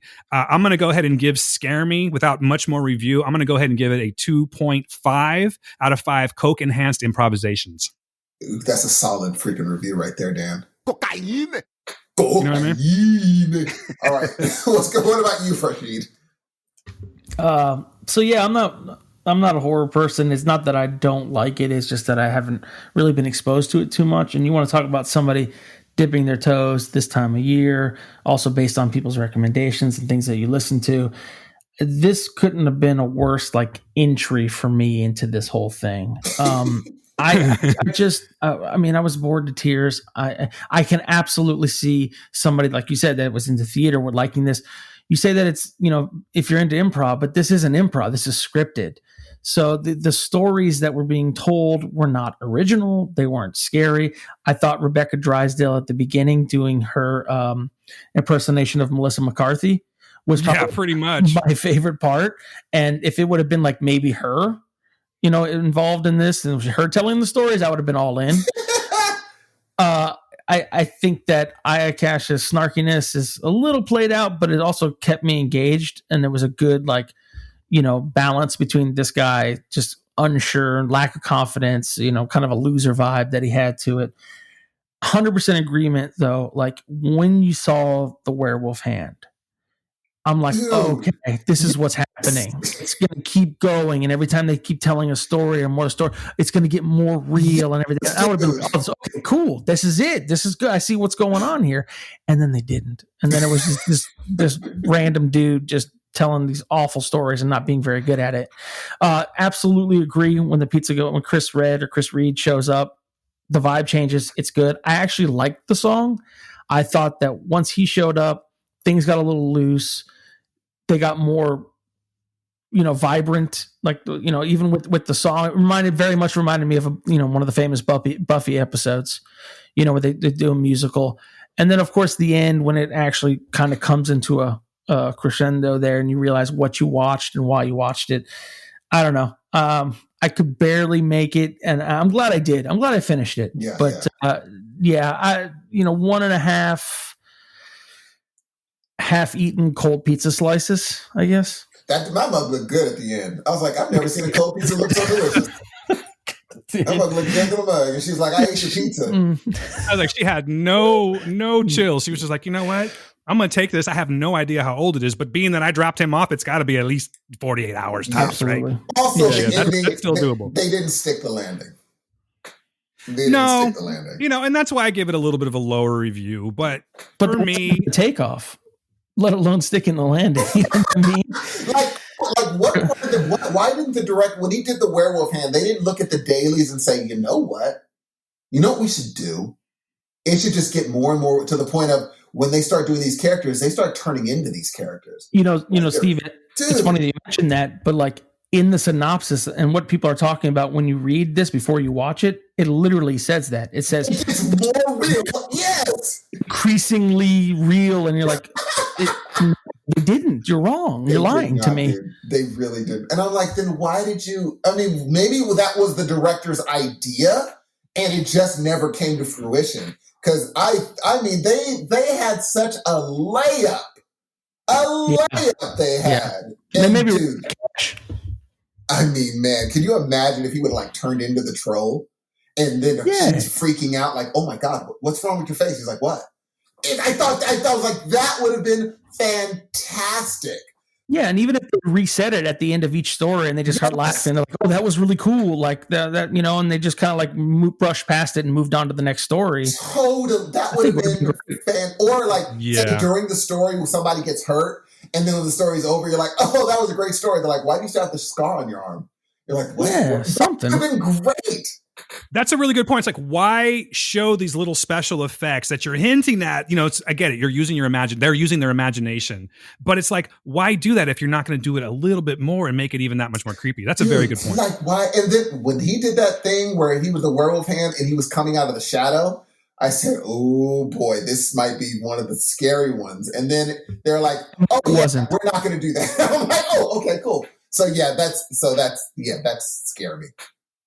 All right. Well, that is Scare Me on Shudder. I'm going to do a quick lightning round on this, Steve. Just stick with me for one more second. I'll let you go, buddy. Monsterland on Hulu. We watched this. I'm just going to give my very quick review on this. I watched the first episode only, and I got to tell you, I was bored to tears. I just did not find any redeeming value in the first episode of the show. Granted, there are several more to watch. I'm not entirely sure how many because my interest dropped immensely after watching Monsterland. But it is encounters with gothic beasts, including fallen angels and werewolves. Broken people are driven to desperate acts in an attempt to repair their lives, ultimately showing there is a thin line between man and beast. I watched the first one, like I said, and I just could not get into it. I think that the accents were bad. I think that the acting was terrible. I didn't get it's a terrible person. First of all, the I don't know if you want to call her a protagonist, but the main person in this is just a terrible person in general. And the way that this ends, she's still a terrible person. Apparently there's some kind of mythical creature that comes in and gives her like, hey, this is what I do when I'm in a struggle. And then she does that. I don't know. But I thought that the first episode was so incredibly shitty that I'm really not compelled to watch anymore. I'm curious what you think. I will give my quick rating on this here because I just don't have a lot to say. Monsterland is getting a 1.5 out of 5 little girls that wail like screaming banshees. Totally understandable. What about you, Farshid? Almost exactly what Ramir said. I mean, you watch like Twilight, and there's a lot of misses. Let's be wrong. When you watch Twilight Zone, an anthology shows, there's some misses, and then you see one or two real good gems that keep you coming. Really don't know, and I can excuse that. Really don't know why this was the first one at all. I don't know how you come out the back with this. I might pick one random one and try it again later. But I'm not itching to go back to this at all. I think 1.5 is a little generous, but I'll go with 1.0, 1 out of 5. Peeling faces. You're being real. I should have given it a 1. Yeah. But you know what? I thought it was straight trash. So for me, I've seen all of them. I've seen every single one. The first one was not good. I don't know exactly what kept me watching. It's why do you start with that? Do you know what I mean? And then what happened was someone said, oh, there's a really good one that tackles white supremacists. And I was like, time out. Which one is that? It was like the second one. So I watch it, and they use monsters to tackle a white supremacist organization. As in, like, they use the idea of monsters to tackle the topic of white supremacist organizations in Seattle, Oregon. And I was like, oh, Jesus, this was I was like, why haven't someone done this before? But of course, everyone has to have the idea first. Someone has to do it first. And this person did it first. Real quick, I think that's the whole thing, though. That's what I was gathering from. It's called Monsterland, and I think Monsterland, and that's why they're using random cities in the United States. And Monsterland is the United States, and it's filled with monsters. I was not even thinking that way. But that's what it is. That's what I thought. Like, there's monsters in this, and we're going to show you actual monsters to represent the monsters that are in the United States. Bingo. And it's there's one episode. I didn't like this last two episodes, even though I get what they were doing. I didn't like them. And the first episode I didn't like. All the episodes in between there, I'm like, man, that was like, there's ones that you're just like, Jesus, that was a good episode. Like, but why start with such a snooze fest? And the funny thing is, if that thing comes back around, that first woman, I'm like, did you just have this as the first episode so that you could watch it or you could redo that thing later on? Because they come back around. They keep on, like, the different people of the different shows end up running into each other in later shows. So it's the same universe then? Okay. Yeah, totally same universe. And the New Orleans one, you know what? Let me change that. I didn't like the New York one was good. There's a bunch of them that I dug. The zombie one, bruh, with Taylor Schilling. Which one should I watch, Steve? Huh?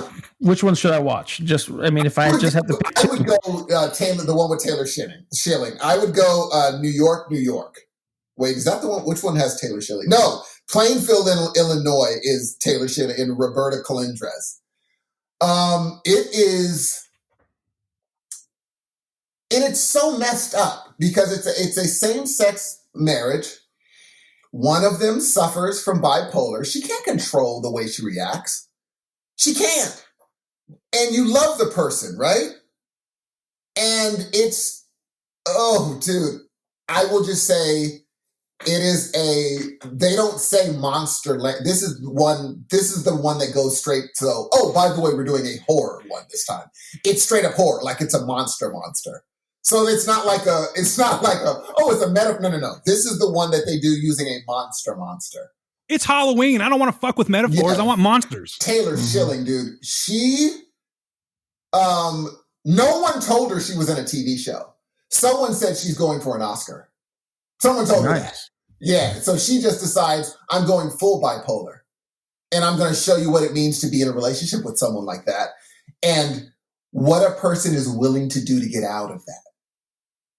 And if something happens after, it's just, they use an actual monster. So yeah, that one I was like, oh, it's worth the whole show watching though. There's a few episodes that are like, I'm glad I watched the episodes just to get these two. So I will give Monsterland as a whole 2.75 out of 5 zombie girlfriends. Okay. That's the highest rating that we have so far on that one. Maybe I'll go back to it. There's not enough. There's not enough here. There's not enough gold to mine here. But I would say the one Eugene, Oregon and the Plainfield, Illinois, those two are the ones you should watch. Those are the two where you're just like, oh, sniff. All right. Consider it done. I don't appreciate the foul language, sir, but I will go ahead and watch it. All right. That's it. Hey, real quick before we go, Steven, where can people find you, sir? Thank you very much for coming on, by the way. You're a blast, dude. I love having you on. You've got this radio voice that I think you're a fucking star. Smorgasborg awesome. Is on the way, man. Freaking star. I can't wait to have you back, man. Man, I had a blast here. Anytime, obviously. We're on the Smorgasborg podcast. You can find that on your favorite, podcast platforms, iTunes, Spotify. You contact us at smorgasborgpod@gmail.com, or our Twitter is at smorgasborgpod, and our Instagram is at smorgasborg_podcast. Also available on my Instagram for comic books at Minor Keys Comics. And I'm always on there, active, showing off my collection and chatting with comic lovers. Wait a minute, Minor Keys, do you play an instrument? No, I get that a lot. So like major keys are like Spider-Man's first appearance, Batman. That's a major key. Keys is like a play on like, you know, I'm small time. You know, I have, you know, and this is when I first started out that I was like, yeah, I have small books. So I see what you did there. I see what you did there. Okay. Very witty, sir. Ladies and Very gentlemen, witty. I love you. The next voice you're going to be hearing is the superstar MRI chief, the man himself. Don't forget Uber Eats driver. Uber Eats driver. Broga professional. Keep it going. Bali traveler. Guru professional soon to be. He's gonna be like, hey man, you can just call me Danathan, man. Love you guys. Peace out. Next time I see you folks, I'll be able to do the splits. So at C2E2, feel free to ask me if there is a C2E2 again. I don't know the way this world's going. I just want to say, ladies and gentlemen, I had a great time. I was expecting this to be a great time. We had a fantastic guest. Guess what? He was as fantastic, even more fantastic than I expected him to be. You were just on Pop Culture Leftovers last week, so I recommend you guys listen to that. Steven's got a lot to say. He's a great guy, and I think you guys are going to really enjoy him the more you listen to him. So please listen to it. We'll put links to the show in the notes. And again, Steven, thank you so much for coming on, man. Oh, man, it was a blast. You guys are too kind, and keep doing what you do because we're out here, we're listening, and we need it right now, and we appreciate it. Thank you, sir. Thank you. Hey, guys, by the way, I did have one more review, but I'm going to save it for next week. I have seen 2/3 of The Haunting of Bly Manor. I did have a lot to say about it, but I think I'm going to go ahead and be fair and watch the rest of the series because it comes out tomorrow. I was watching a screener. I will give my opinions on that next week. So other than that, that's it. Guys, thanks for listening. My name is Dan Ramirez. For Steve Hudson and Steven Farshid, we are the heroes of noise. You guys are the best. I ask one request of you, and that is always the same thing. It is be good to yourselves. Be good to the people around you. Peace.